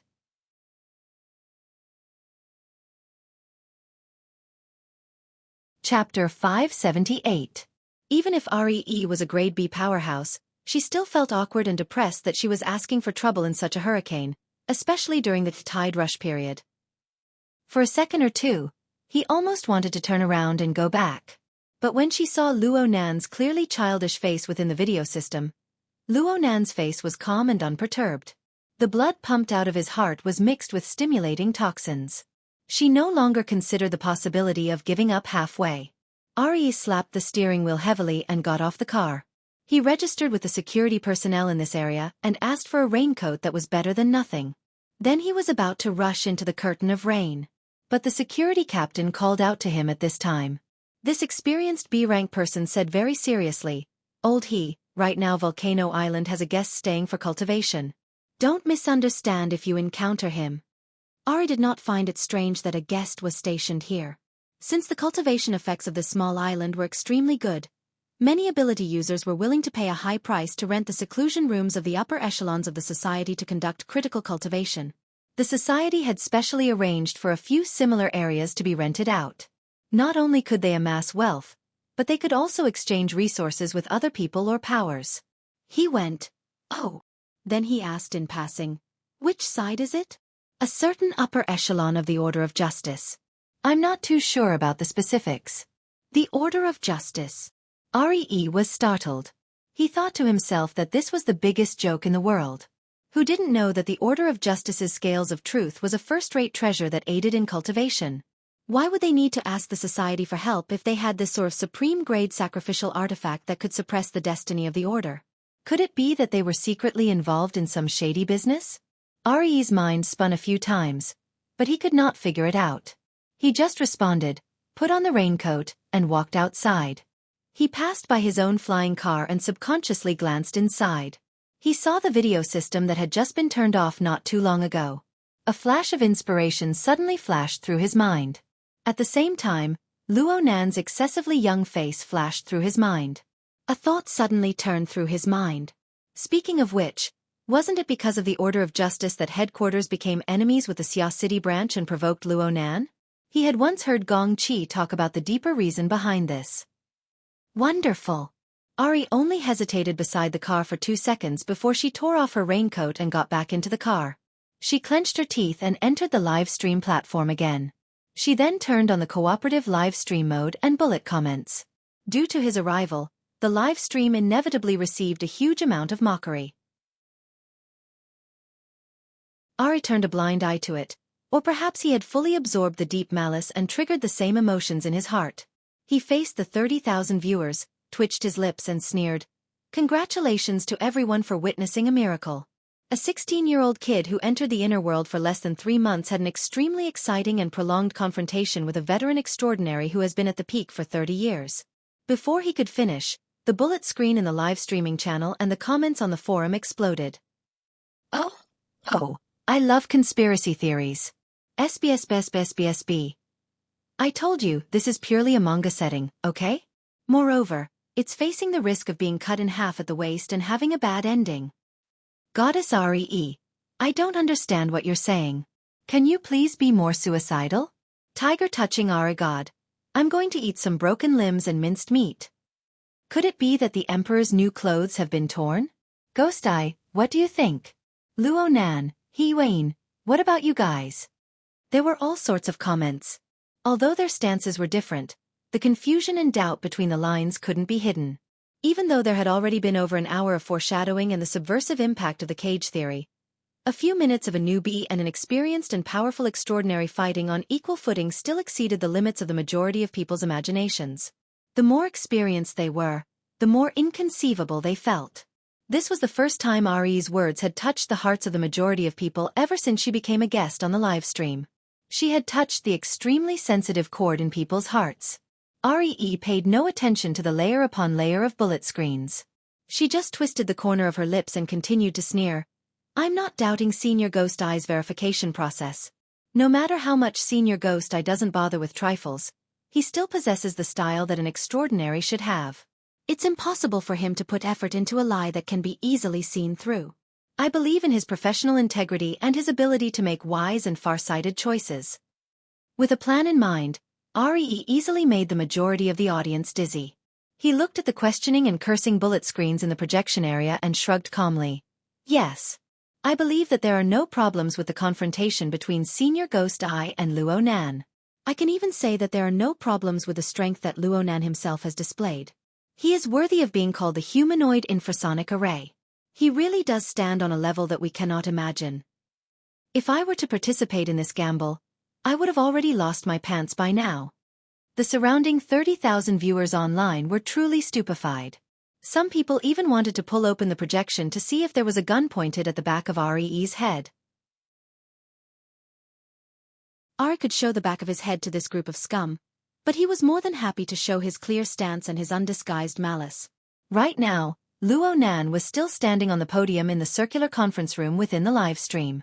It was said that he was adjusting the structure of the blood intent ring to wake up those hypnotized idiots one after another. On the other hand, He Yuan's cold and clear gaze pierced through the camera lens. It was biting cold and piercing. Oh, this was the daughter of the He family, one of the most outstanding achievements of the Star Alliance Committee's Team AB. If she was standing in front of him, Ari really would have to behave himself. But they were separated by 7,000 kilometers. What was there to be afraid of? Therefore, Ree didn't stumble at all.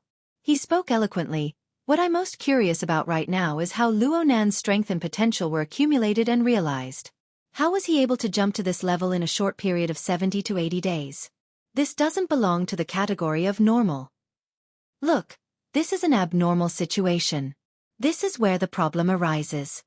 At this time, it would be perfect if there was someone who could cooperate and act as a supporting character or something. Unfortunately, Ree wanted to continue singing this one-man show. Is Luo Nan a genius? I don't know. But from the information he registered with the headquarters, he wasn't one 2 months ago. He followed his family's so-called formatting theory, and painstakingly accumulated for 5 years. He still hasn't touched the ceiling of awakening. He only became a psychic who was better than nothing. He relied on the garrulous psychic diagram and the outbreak of the calamity of the human-faced arachnid to enter the society's line of sight. Is this kind of person a genius? Ree had completely entered the mode of shooting his mouth off. This was his invincible state on the internet in recent years. I've even seen people say that Luo Nan has potential and accumulation. He just hasn't been enlightened yet. He entered the society and received proper cultivation guidance. Then he'll understand everything. I don't know if there's such a situation. I just saw him energetically advocating for formatting theory on the stage.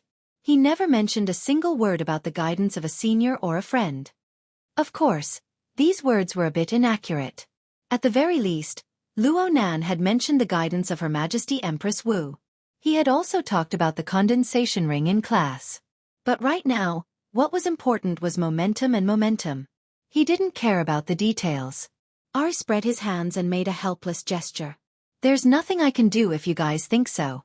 But if everyone still has a bit of critical spirit and the ability to think independently, then there's no harm in carefully considering this.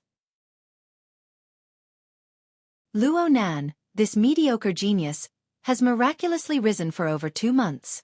Aside from his dazzling deeds, what else has happened in Xia City? Aside from the calamity of the human-faced arachnid that I've talked about before. Oh, this is Quantum Corporation's fault. But could it be that everyone hasn't heard that this company has gone berserk and conducted experiments in Xia City? They've encircled their territory in order to excavate some hidden treasure in Xia City? R laughed very happily in the face of the rapidly boiling atmosphere in the live broadcast room. Also, the conflict between the Order of Justice and the Xia City branch has mustered a large force, and in Wang and the majority of the branch have been destroyed. Why? Could it be because of a hedonistic follower? A child? There's no need to hide the conflict between headquarters and the Xia City branch, including the 2000th young miss incident. Why has Luo Nan always become the focus of everyone? Could it be that he's a natural-born troublemaker and troublemaker? After considering all the subjective factors, shouldn't we also consider the more objective facts? When all the problems point towards a single focal point, we don't need to ponder over what he did. Instead, we need to ponder over where he is in reality, what kind of space and resources he occupies. You're perfectly fine blocking the middle of the road. If you don't get hit, who will? Don't you think so? After leaving behind a string of questions, REE simply cut off the live broadcast signal with a sneer. He opened the door and got out of the car. He no longer cared about the follow-up reactions. He knew that because of his overly straightforward hints, at this moment, at least half of the audience would curse him for having sinister intentions, shameless and despicable intentions. His personal reputation would most likely be ruined, and there might even be some trouble at the headquarters. But so what? After several minutes of confrontation between Luo Nan and Ghost Eye, he had already become a joke. There was nothing to feel distressed about. Plus, if Luo Nan was allowed to develop smoothly, given the conflict between Luo Nan and his teacher, and with himself, there would be conflict sooner or later. And it would certainly be to the point where one side would die.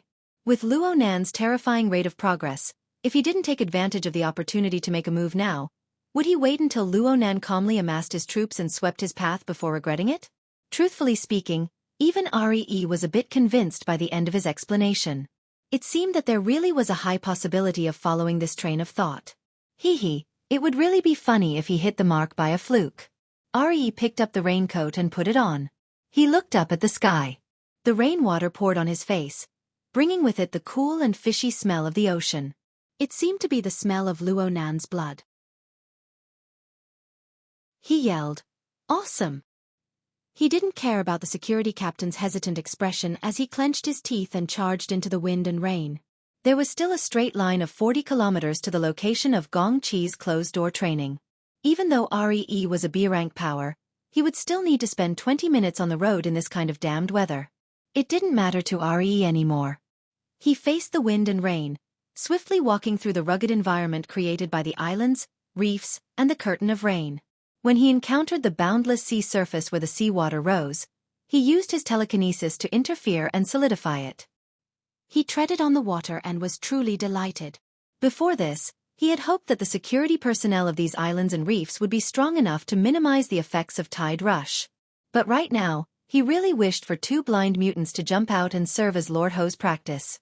Unfortunately, the road to Gong Qi's closed-door training was peaceful and quiet. Rumble!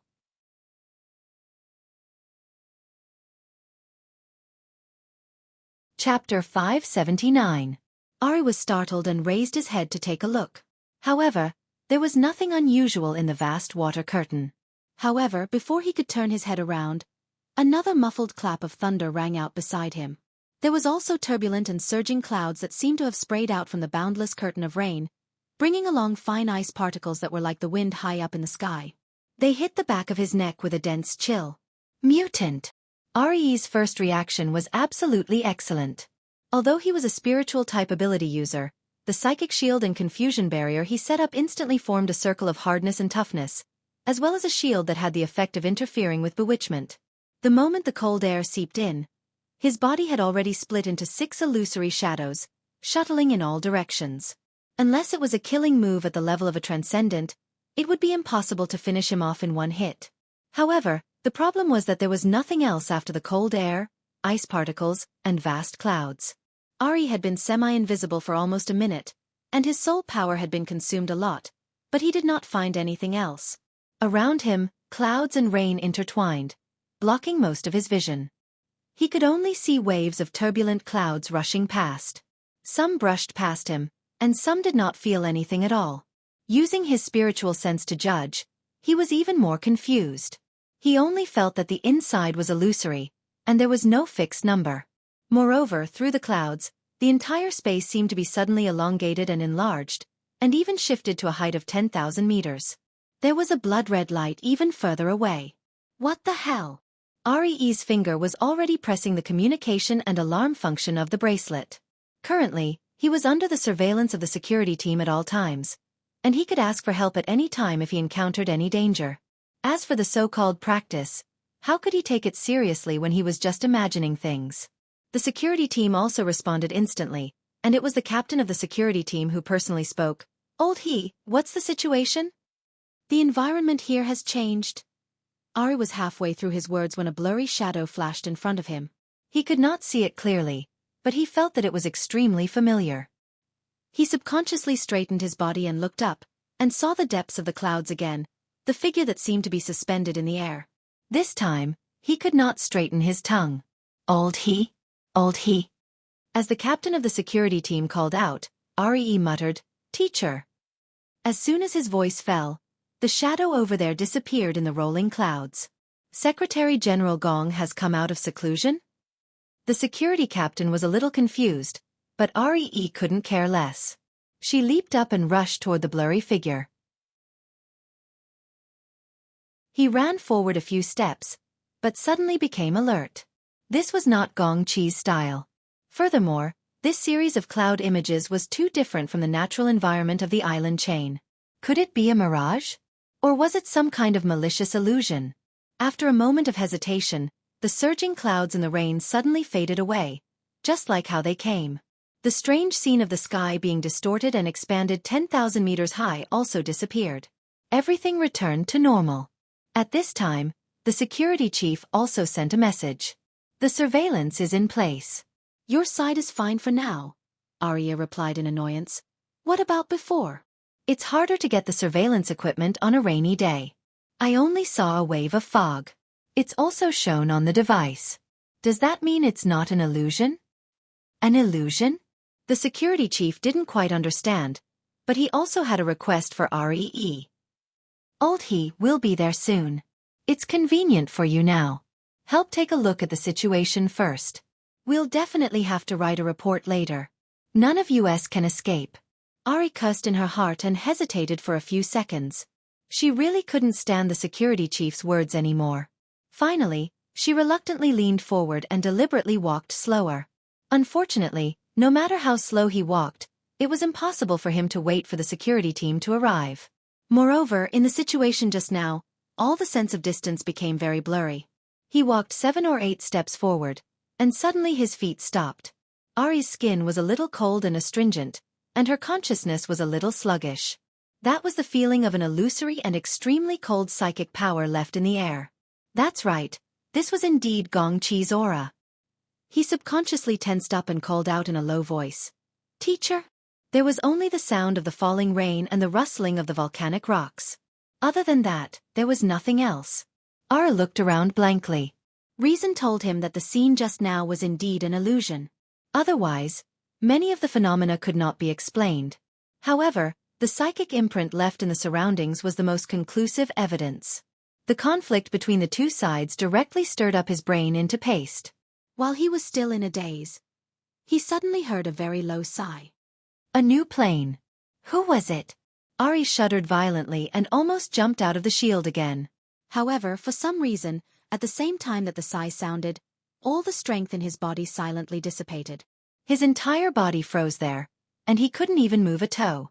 At this moment, Ari was so scared that he was about to pee. How could he not know that he must have bumped into the hands of some extraordinary? But who was it that could enter such an important place like the headquarters? Ari blinked and saw a blurry shadow behind the rain.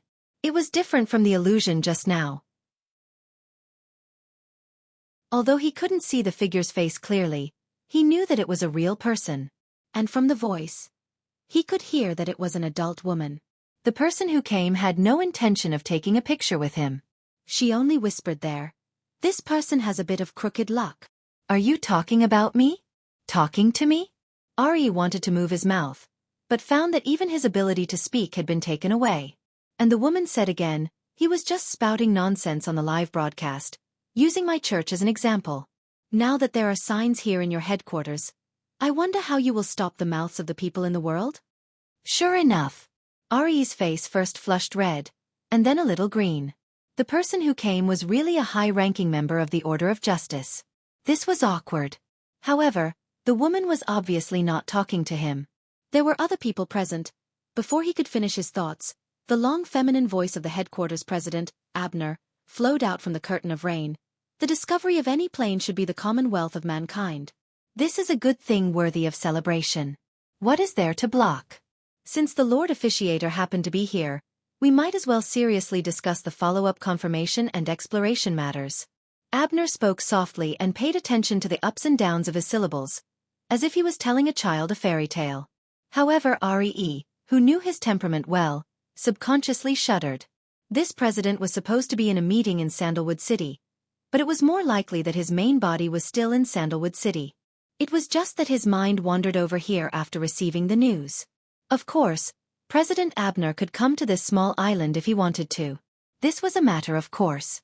What really made Ari's brain stupefied was the person President Abner had addressed. Officiator? The Order of Justice's officiator?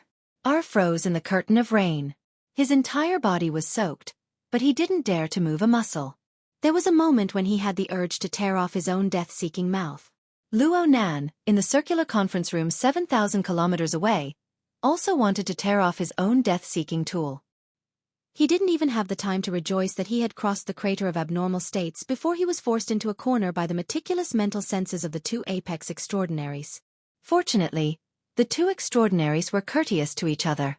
Perhaps they were afraid of each other, so they wouldn't rashly touch each other's cage.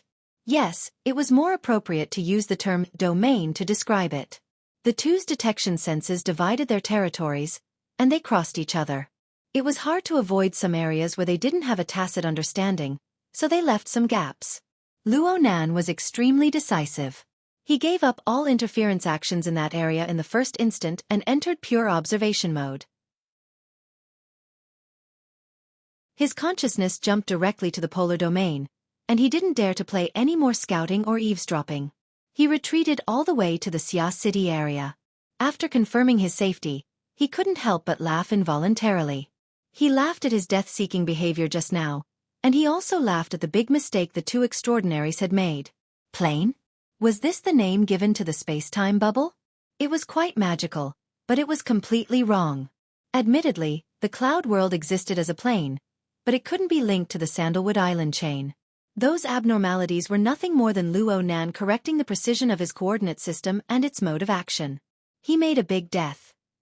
No, he made an experiment. Right now, Luo Nan was on the podium, broadcasting live under the gazes of tens of thousands of people.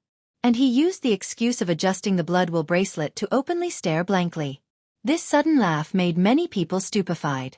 He Yuein was currently in contact with several higher-ups of the branch due to Ri's shameless remarks. They were discussing countermeasures. The contrast was too great when she saw Luo Nan's relaxed appearance. She subconsciously asked, "What's wrong?" "It's nothing. There's a problem with the coordinate system." Luo Nan came to his senses. He laughed and didn't speak anymore. But on the plane of his consciousness, there was a point of origin. There were 3 vertical and horizontal lines pointing to various directions and dimensions, delineating the scale of deep space, the Earth, and even the other space-time bubbles. Perhaps this sort of marking was meaningless to an objective world. But to Luo Nan himself, it was a type of high integration. It was similar to the clairvoyance mode of the life sketches from before. This sort of mode filtered and integrated a huge amount of information, forming a corresponding judgment that was only effective to him. Whether it was the large bubble, the large world, or the small cage, they were all similar and equivalent in his thinking mode. He could use the same observation standard to link them all together. Luo Nan was fully deserving of being an expert in doing this sort of thing.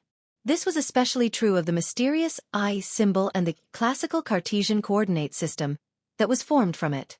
It was simply the best framework that was specially created for this purpose. The nearby He Yuan, the Order of Justice's first oblatum 7,000 kilometers away, and Gong Qi from another plane could all be identified and judged using the same standard.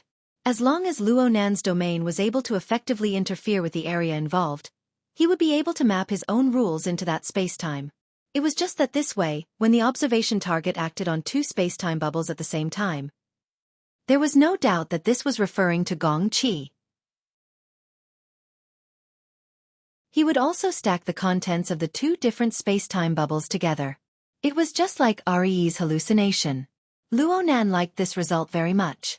And at the same time, he knew that this could become, and he would do his best to make it into, a nightmare for many people. Right now, there was no harm in starting from Chan City. His gaze turned to the live broadcast camera. In that position, Zhang Ji was about to wake up. And Long Seven had already opened his eyes a step earlier than her. His sharp gaze shot over. And it was from Long Seven that the nearly 1,500 participants in the round conference room woke up one after another. Quite a few of them felt as if they had just experienced an unrealistic dream. But at the same time, there were quite a few people who absorbed nourishment from this unrealistic dream. They reorganized the operation of their own abilities. As more and more people woke up, the conference room gradually became chaotic. Luo Nan was certain that he wouldn't let the class continue. He took advantage of the fact that most people still hadn't completely regained their senses to declare.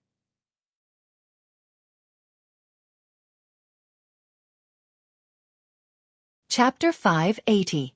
Congratulations, King of Luck, Mr. 1 in 1,000. Don't joke about this. It's not that rare anymore, okay? It can't be helped. As long as we meet in Xia City, we're doomed to not be able to escape. So what if it's always luck? Ah, this is crazy. Don't they think that just because I'm in Xia City, I'm definitely a member of the Xia City branch? It's probably because you look like a bro, Bamboo Pole laughed out loud. His reaction was a bit conspicuous in this high-class restaurant, but he didn't care about the gazes cast at him. He just raised his glass to the middle-aged, slightly plump, yet still handsome, short-haired woman across from him. The latter also raised her glass and clinked it with bamboo poles. She sighed once more. What an enviable luck. Especially when it's destined to fall on your head. Bamboo Pole raised his eyebrows. What do you mean? Isn't your relationship with that person destined to be the first to enjoy the moonlight? That's true, but can you please sit up straight first? Sun Jiari didn't just say that before. She also used body language to express it. She smiled as she straightened her body. Under the light, the soul-stirring lines of her cleavage finally became a bit more normal. But she also mercilessly ridiculed her old friend. B rank is for showing off, not for acting. I'm not acting. It's just that the older I get, the pickier I get. Sun Jiai raised her glass again before it even touched the ground. She wanted to pour it on Bamboo Pole's face, but Bamboo Pole immediately begged for mercy. The two had been friends for several decades. They were infinitely close to being friends with benefits, but they were far more than friends with benefits. Their feelings were subtle and smooth. They didn't treat each other as outsiders when they spoke. Sun Jiari didn't hide her goal at all at this time. She took the initiative to clinch her glass with bamboo poles and said, "Now is the time for you to play your role." My role? Intelligence? Your value lies in your relationship with Teacher Luo. Hey, this isn't slander. This is the truth. You are the first patient out of the 1447 people in the meeting to jump from C rank to B rank by some dog's hit luck. Why is it you and not someone else? Do you dare to deny that this has nothing to do with your friendship with that Teacher Luo? And then? Of course it's because of the Ring of Blood Will. There's nothing wrong with the Blood Will hoop. But it requires a number of people, a circle, and experience. Adding all of these factors together, Only Mr. Luo can satisfy them. That's true. Bamboo Pole had more or less understood, but Sun Jiari still wanted to make things clear. So I hope. Oh, to be more precise, Starry Sky Society hopes that Mr. Luo can come to our society and give another public lecture. The content can be the same as the one on the night of the 14th. Mr. Luo can do whatever he wants. All the preparations and expenses, including remuneration, we will definitely satisfy Mr. Luo. Of course, that includes you as a middleman. Bamboo Pole raised his eyebrows and laughed. Starry Sky Club? Bro, what are you doing? Sun Jiari shrugged. An academic conference and a business cooperation. The LCRF is cooperating with the branch. LCRF has never been the only shareholder of the Starry Sky Club. We just provide a place for everyone to communicate and occasionally do the most meaningful theme. Mr. Luo's ring of blood will possess such value. Bamboo Pole smiled, but did not immediately respond. Sun Jiari saw Bamboo Pole's reaction and knew that it would be difficult to persuade him this time.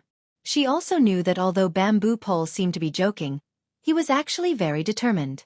It would be very difficult to open an opening for him, so she settled for the next best thing. How about being a messenger? I'll pay you according to the middleman's price. After all, you still don't know Mr. Luo's own intentions. You have to say that to Secretary He. Besides, with your ability, are you afraid that you can't find a messenger? That's why I came to you. That's not because of your ability.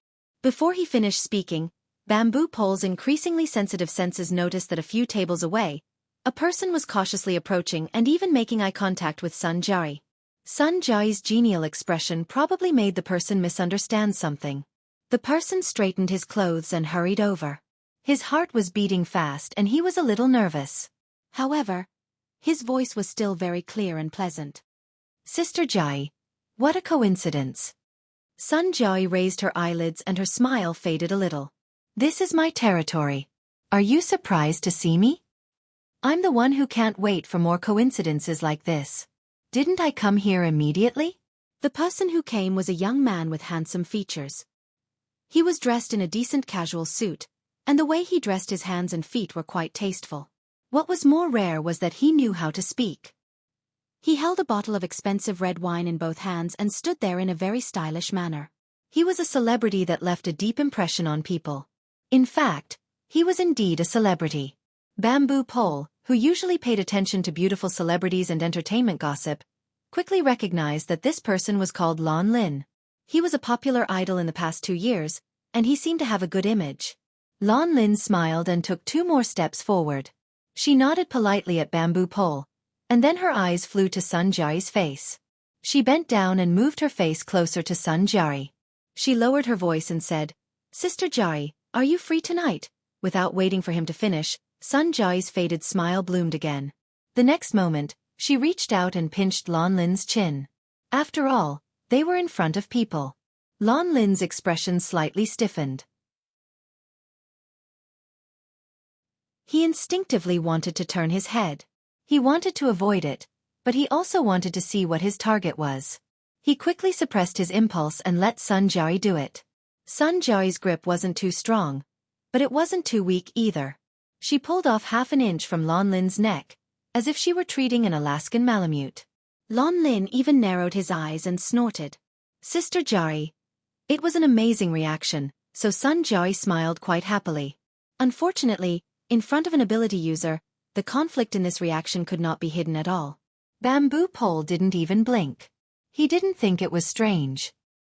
He already knew that this friend of his was a lustful person who liked to seek all kinds of stimulation. As a senior manager of the Starry Sky Club in Xia City, he was fully deserving of his position of power in Xia City.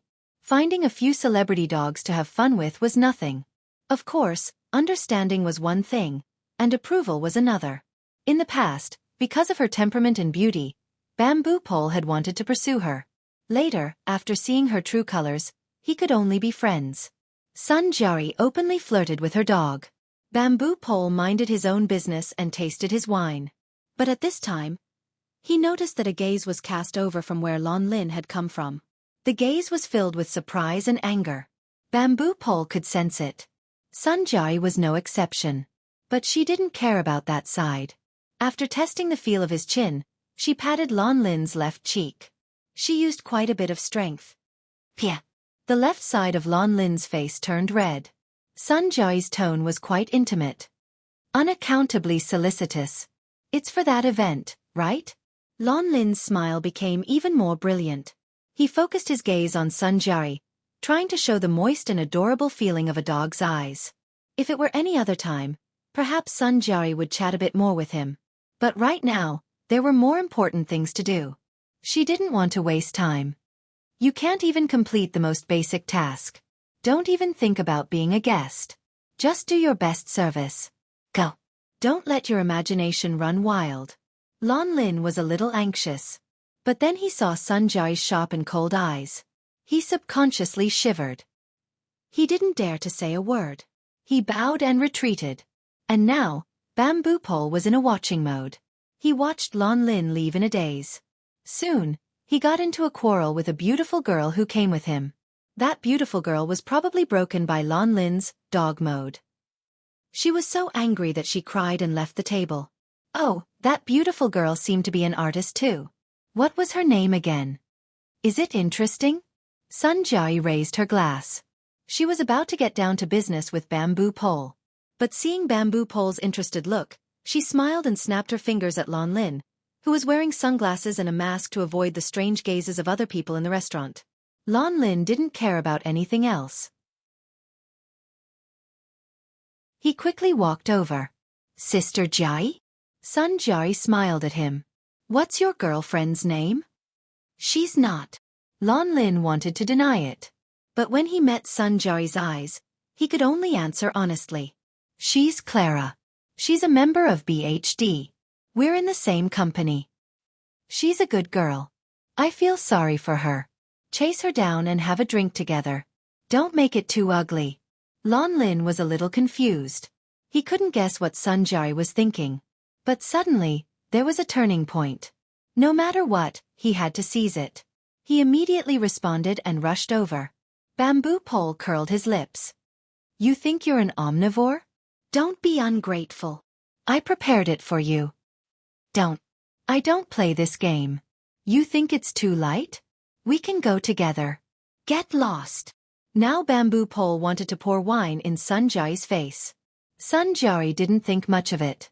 She held the cup and lightly touched her chin. She smiled at him and said, You've reached a certain level of acting now. But since we're friends, can you tell me what kind of person Mr. Luo is? What do you want? We're in the service industry. We need to do some research. Get lost. Bamboo Pole made his attitude firm again. He didn't want to talk about this topic anymore.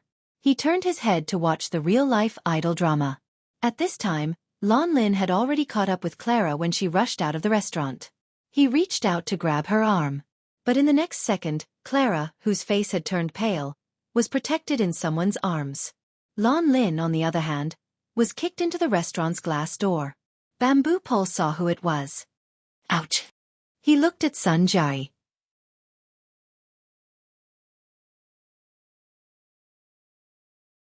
Chapter 581. Luo Nan, who was outside the restaurant, was a bit baffled. Out of the blue, a beautiful girl with a pale face bumped into his embrace. Then a fully armed fellow with sunglasses and a mask caught up from behind. He didn't care about the group of people and extended his hand to pull. Then the hedonistic young master He Dong Lu, who was treating tonight, sent a flying kick. He sent the sunglasses masked man flying into the glass door. The sunglasses were slanted, revealing a large portion of his handsome and twisted face. He had a bit of an impression. With great difficulty, Luo Nan was able to match the handsome faces and identities of the man and woman. Clara. They were all from the same company as his sister. Clara in his embrace was a member of the BHD group. Though it was an 18th tier group, she was extremely good-looking. Another member of the group, Bai Yu, had contacted him twice recently. They had arranged to have a meal together. Their relationship could be considered decent from Luo Nan's perspective. As for the sunglasses masked man, he had an impression of him. Lan Lin, the so-called high-quality idol. But he still hadn't been captured? He was one of the female celebrity Ji Qiong's friends with benefits. It was reasonable to say that he was a high-risk person for the mutant infection. What the hell was the branch doing? Oh my! We're kindred spirits. Perhaps it was Luo Nan's misperception, but He Donglu's tone was a bit odd. However, this also proved that He Donglu finally recognized who this person was. The smile on his face changed a bit. He walked over with his hands clasped behind his back. He didn't wait for Lan Lin to crawl up and stomped him to the ground. I never thought that you would have a bit of dog's hit luck, kid. He Donglu had stomped Lan Lin in order to express his attitude in front of Luo Nan. But now it was inevitably mixed with personal resentment. He twisted his neck, feeling unwell from head to toe. He originally wanted to have a one-night stand with that female artist called Ji Qiong, but he never thought that she was actually a carrier of the mutant infection virus. He was tossed and turned by the military medical organization several times in the following week. It was with great difficulty that he was able to pass the test. Now it seemed that the kid, Lan Lin, had escaped a calamity. This made him feel quite unhappy. He Donglu felt that it was natural for his family to stomp on others, but he was a bit too arrogant. Lan Lin was an idol that millions and millions of boys and girls chased after him. How could he endure such extraordinary humiliation? As an idol, Lan Lin's physical qualities were decent. He immediately arched his back and straightened his body, causing He Donglu to stagger. Then he held the glass door and struggled to get up, shouting, "Security, security!" Lan Lin's personal assistant, follower, and bodyguard discovered the problem at this time. They made a big fuss as they rushed over. Luo Nan and He Donglu had no lack of bodyguards by their side. As for the restaurant security guards, it was impossible for them to ignore this situation. They immediately sent more people to control the situation. A group of people crowded the entrance of the restaurant. Luo Nan was very vexed by this sort of scene. If tonight's banquet didn't involve an important matter, he simply wanted to turn around and leave. Luo Nan let out another sigh. He lowered his head to look at the beautiful girl in his embrace, who was in a dazed state. "Hey, Clara. Are you all right?" The second greeting finally brought Clara back to her senses from her absent-minded state. She quickly recognized Luo Nan. She also roughly recognized the current situation. She subconsciously struggled for a bit and came out from Luo Nan's embrace. "Thank you, Mr. Luo." The way Clara addressed him was far more distant than on the day they first met. She wasn't in a good state of mind, but she also had the modesty of a woman. She also wanted to save face. The more it was like this, the harder it was to say some words. She was even more unwilling to stay here for too long. She didn't turn around to look at Lan Lin's condition. She bowed once more towards Luo Nan. "I'm sorry for disturbing you. I'll apologize to you later." Clara didn't even raise her head after speaking. She wanted to leave with quick steps. Just as she passed by Luo Nan grabbed her by the arm and pulled her to a stop. "Wait a moment. Don't go yet." This action was more or less the same as Lan Lin's. Clara's heart tightened, and she looked back in shock. The entrance to the restaurant was crowded with people. Naturally, He Donglu wouldn't put himself in danger. He had long since retreated back. He was originally mulling over how to deal with that pretty boy Lan Lin, but when he saw Luo Nan's actions, he couldn't help but join in the fun. He immediately laughed. "Look at the trouble in front of you. You want to leave with just a word of thanks? How could it be that easy? This fellow wouldn't be able to sleep if he didn't take liberties with the beautiful girl." It wasn't even a matter of taking liberties. At least Luo Nan remembered that He Donglu was quite interested in Clara during the last rehearsal. So Luo Nan gave him a cold glance. He Donglu immediately responded with a smiling face, appearing to be quite good-tempered. But at this time, whether it was Clara who was close by, or Lan Lin, who was separated by the crowd, they both recognized this extremely famous crown prince bro in their circle. With Luo Nan's keen senses, he was already aware of Clara's instantly stiffening body and her highly taut mental state. This made her even more terrified and flustered than when Lan Lin had caught up. It was very clear that the young girl's thoughts were crooked. As for Lan Lin, when he saw He Donglu's face clearly, his chest, which was about to explode from being squeezed by a ruthless aura, was like a punctured balloon. In a short amount of time, he became a piece of soft skin. The ground beneath his feet became even softer. He shrunk down the moment he touched the glass door. In his mind, he just wanted to be a dog. He borrowed the crowd of people in front of him to tuck his tail between his legs and hide in a crack in the ground. Oh, Lon Lin subconsciously shot a glance at the restaurant when he thought of a dog, but he didn't see the woman who had driven him here. This sucked away the last bit of strength he had. It was as if his brain had been scrubbed clean. Large expanses of blankness. Oh my! Did I say something wrong? He Donglu really liked this sort of boss, who became the focus and source of everyone's fear. No, he didn't need to act. If he didn't rein in the rope, then this bro would be a devil incarnate. It wouldn't be a pity if he was stabbed to death by a hero. Luonan didn't want to stab him to death for now, but he really wanted to give him a kick. This was clearly a very serious matter. Yet this silk pants had bumped into a fork in the road. Actually, Luonan's thoughts were very simple. He had seriously sized up Lon Lin before, confirming that this person hadn't been infected by the mutant virus. But the homework he had done some time ago showed that there was a difference between an infected person and a carrier. Lon Lin, who was a public figure, was a natural spreader who couldn't control his pants. He was truly a very troublesome source of danger. Though Luonan didn't care about the mutant virus infection anymore, Clara was still a friend he had interacted with before. Expanding layer by layer, there was also the BHD group, Haijing, and even the circle of relatives and friends like Emoya. Looking at the relationship between Clara and Lon Lin, they should be quite close. If by any chance she was infected, then the problem would be very serious. For the sake of caution, Luonan had to do an examination. He couldn't let her leave no matter what. Right when he was having a headache about how to convince the fearful Clara to accept the examination, someone walked over with a smile. She held Clara's other arm. Bobby, don't listen to their inappropriate words. Clara, who was in a state of panic, turned her head when she heard someone call her by her nickname. She saw a woman wearing sunglasses, dressed in a low-key and elegant manner.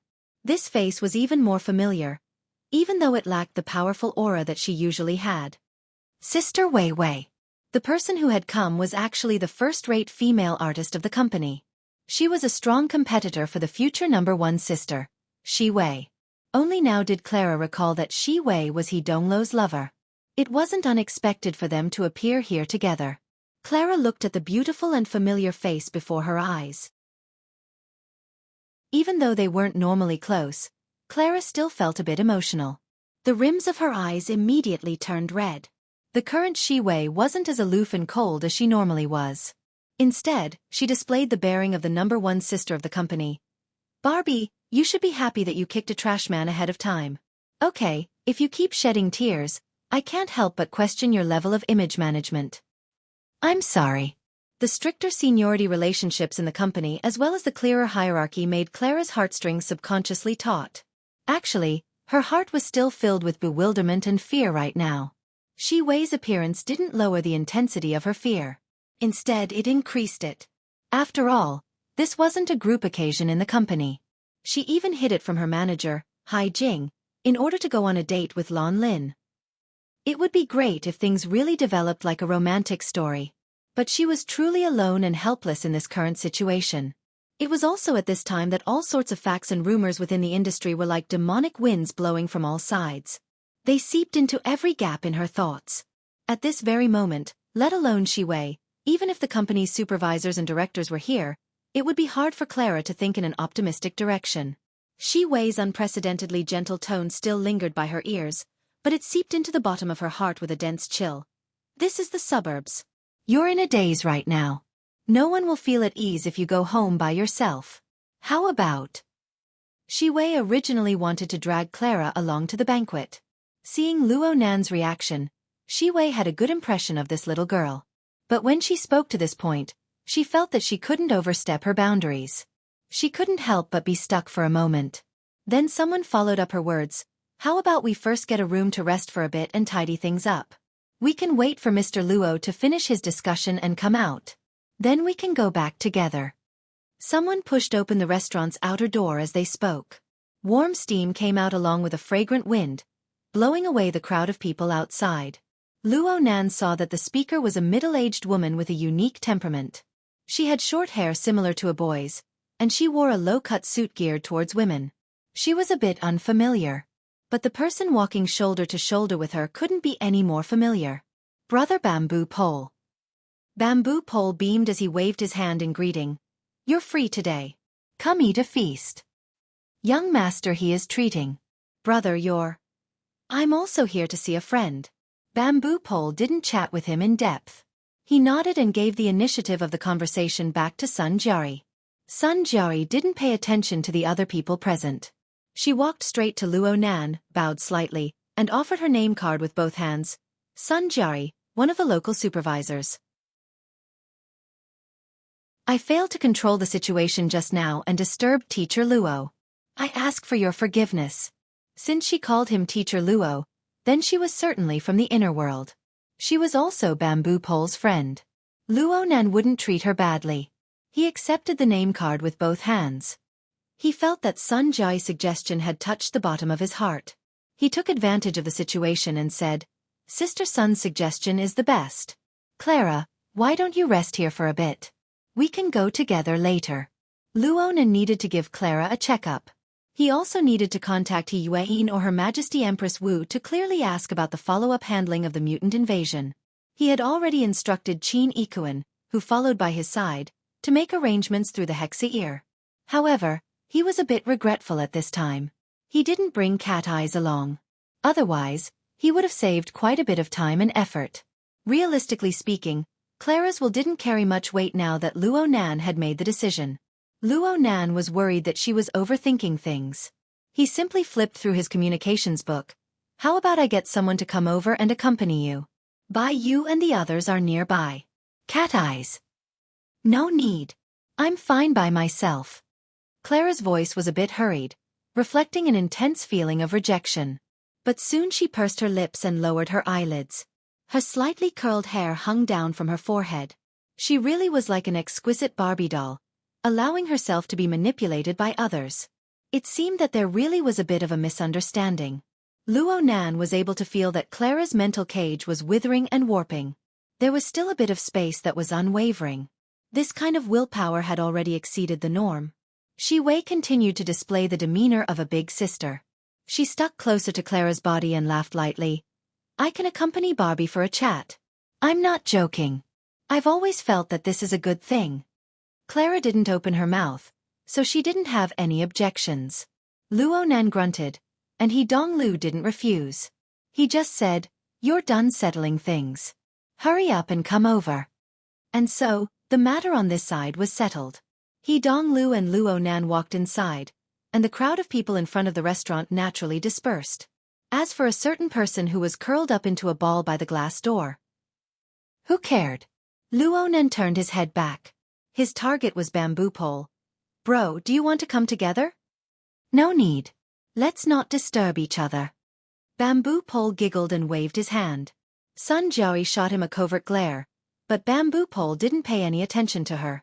Luo Nan saw all of these small details and chuckled twice. He felt that this was a bit interesting. He really envied Bamboo Pole's carefree and easygoing attitude.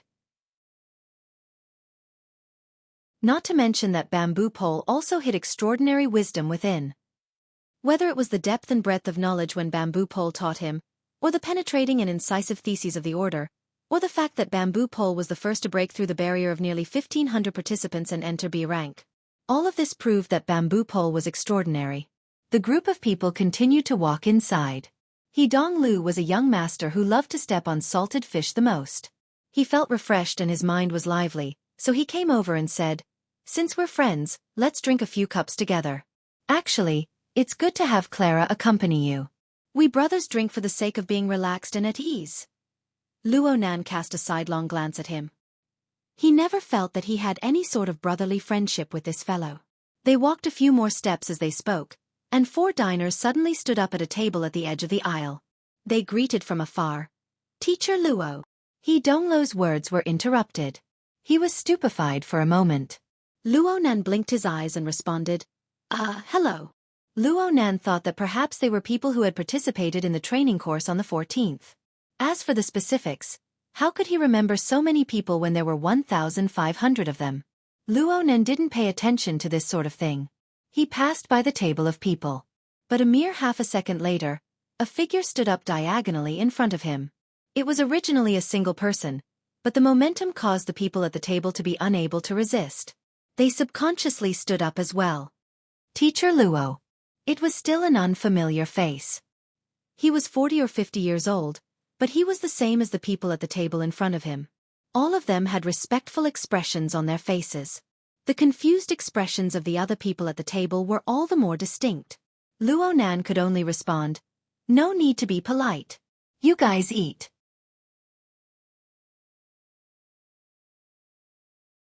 Chapter 582. This was a high-class restaurant located on the outskirts of Xia City. It was located in a holiday villa under the banner of the Starry Sky Club. The daily flow of people wasn't large, but it was an important place for the ability users of the inner world and the resource users of the secular society to interact with each other.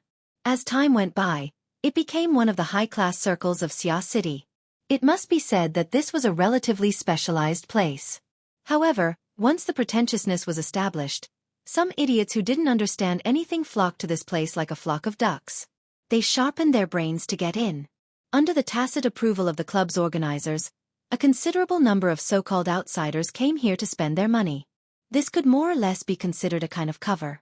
But at this time, when a quarter of the people in the restaurant stood up and addressed him as Teacher Luo to express their attitude, any cover would be useless. There were over 100 faces in the restaurant. At least for the first few seconds, most of them were perplexed and curious. But as the 20 or so ability users addressed him in the same manner, these self-righteous but ignorant fellows quickly became homogeneous. They even displayed a more sincere and respectful attitude than those in the know. It could be imagined that in the future, the address of Teacher Luo would become a legendary topic of conversation in the so-called circle along with his extraordinarily tender face. All those in the know and those who didn't know would take delight in talking about it. Such a change made Sun Jiari, who had been observing from the entrance of the restaurant all along, subconsciously sigh. The less than 2 hours of teaching on the night of the 14th had introduced an extraordinary character to the world. Sun Jiari really wanted to immediately hook up with Luo Nan, but she had to deal with the rotten tail pulled out by that dead dog, Lan Lin. She could only watch as Luo Nan and his party climbed up to the second floor of the restaurant and entered the private room area. She used the fastest speed to finish dealing with the chores. There were no other irrelevant people in the surroundings. Sun Jiari finally had the leisure to give Bamboo Pole a sneer. "You really aren't going to help me at all. But I didn't tear down your stage. Don't tell me you want me to explain everything from start to finish?" Sun Jiari really wanted to stomp her 10 centimeters into Bamboo Pole's thick skin. But when she thought about how this fellow still had value, all she could do was roll her eyes. Bamboo Pole smiled and said, "Your dog won't be of much use tonight. Don't tell me you still have feelings for me. Let's be decent to the end. We'll finish the rest of the bottle and go home." Sun Jiari continued to sneer, "You don't have to blindly think for me. A living dog has its advantages, and a dead dog has its uses." Bamboo Pole observed a moment of silence for Lan Lin. Then, like a gentleman, he opened the door for Sun Jiari and the two returned to their seats.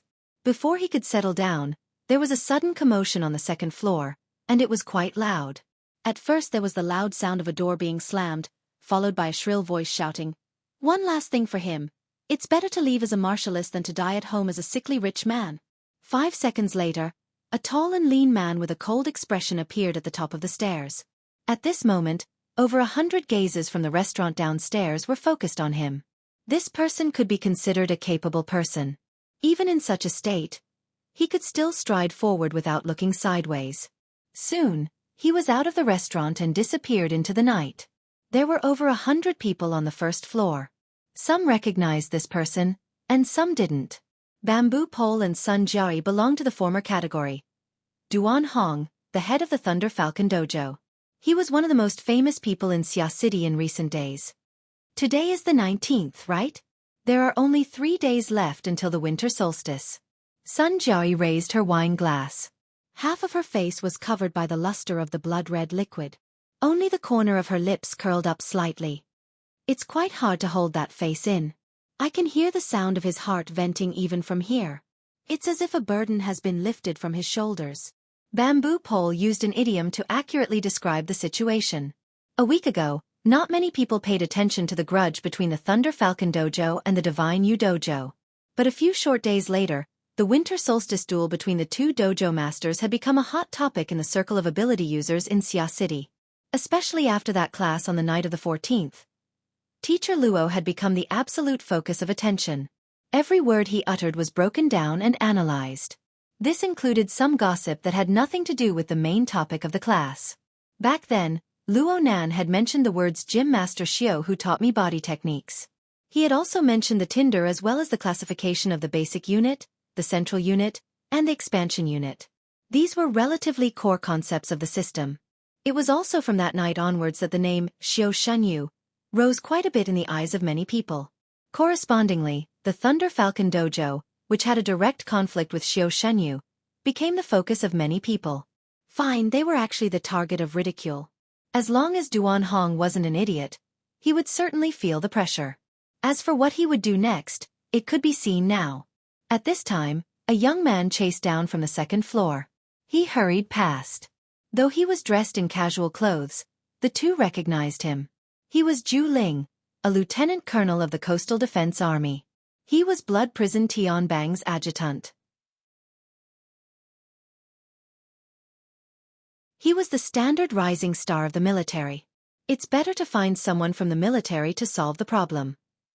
Bamboo Pole took a sip of wine.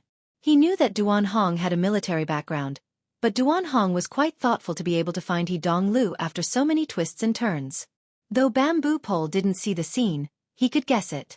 He Donglu mediated in the middle, and Duan Hong got off the slope like a donkey. Duan Hong could give up a favor along the way.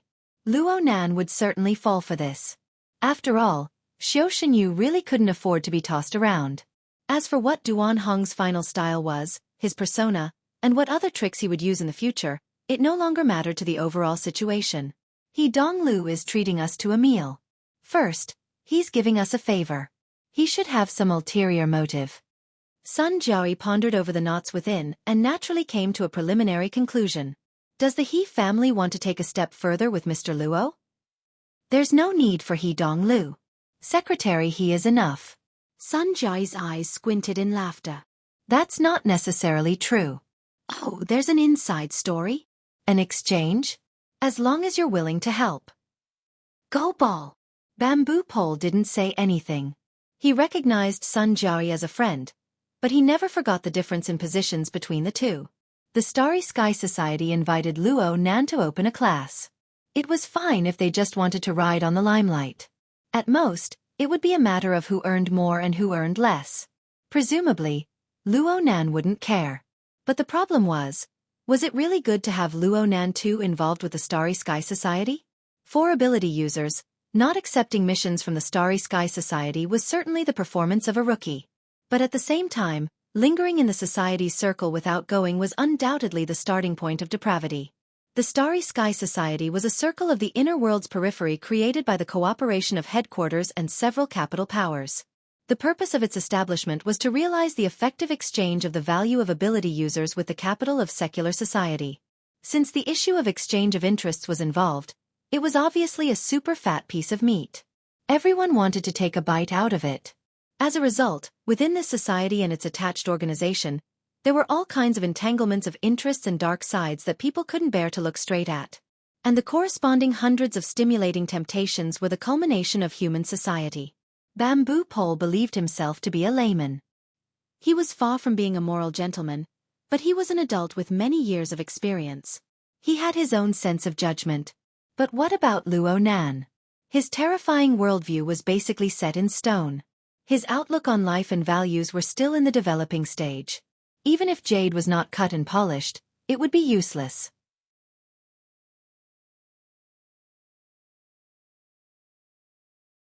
That was only true for a rock. If there was a giant fusion reactor in front of him, it would be better not to take the risk. Bamboo Pole swirled his wine glass. He looked relaxed, but he had erected a high defensive line in his heart. Sun Jiaoyi was also swirling her wine glass. Her eyebrows and eyes, beneath her exquisite makeup, seemed to cast shadows on Bamboo Pole's face through the swirling wine. It also seemed to drift to a place that was hard to reach. It couldn't be said that the two didn't have any appetite for the rest of the time, but most of their minds weren't on chatting. Another 10 minutes or so passed. Shi Wei, who had gone to help Clara settle down earlier, walked into the restaurant and headed to the second floor. Sun Jiaoyi looked at her watch. She used Shi Wei's ascension to the second floor as the starting point. She brought out the last of her patience and waited for another 7 or 8 minutes. Finally, she stood up. I'm going to say hello to Mr. Luo and the others. Do you want to come with me? We agreed not to disturb each other. Sun Jiao's exquisitely sculpted eyebrows rose. They were like sharp blades that could chop down at any time. Bamboo Pole shrugged his shoulders, and the words that followed were cut short. Sun Jiao ascended to the private room area of the restaurant's second floor 90 seconds later. She had an extremely precise grasp of time. The hot appetizers were just served when she arrived at the entrance of the private room. She entered with the food server. There were very few people in the room. Aside from Duan Hong and Zhu Ling, who had just left, there were only Luo Nan, He Dong Lu, and Shi Wei. However, no matter how much Sun Jiao thought about it, she still didn't expect to see such a scene when she pushed the door open and entered. Shi Wei was at the center of the scene in the private room. This beauty had already unbuttoned the cuffs of her shirt. She folded the sleeves up, revealing her white lotus-like arm. As a superstar, Shi Wei's body was first-rate in terms of talent and maintenance. Under the soft lighting, her arm was like a divine item carved out of white jade. Even though Sun Jiao was also a woman, her heart still rippled when she saw it. All right, Sun Jiao was a famous omnivore in the circle. Her gender was not restricted. Her heart was simply moved when she saw this scene. She even thought that she might add one more person to her prey list later. As for the hedonistic son of rich parents like He Dong Lu, she really didn't put him in her eyes. The problem was the position of Shi Wei's white jade arm. Wasn't it a bit inappropriate? That white jade arm was stretched out on the table. It was crooked yet not crooked. It was straight yet not straight. It was natural and alluring. The problem was that most of her wrist was grasped in the palm of Luo Nan's right hand. Luo Nan's other hand was like a ruler. He measured from wrist to elbow, and then to upper arm. Please, you're not a fashion designer. What's the point of poking and prodding with your finger? Sun Jiao's eyes were extremely sharp. She could see from the degree of creases on Shi Wei's clothes that this female star had already pulled out the hem of her shirt.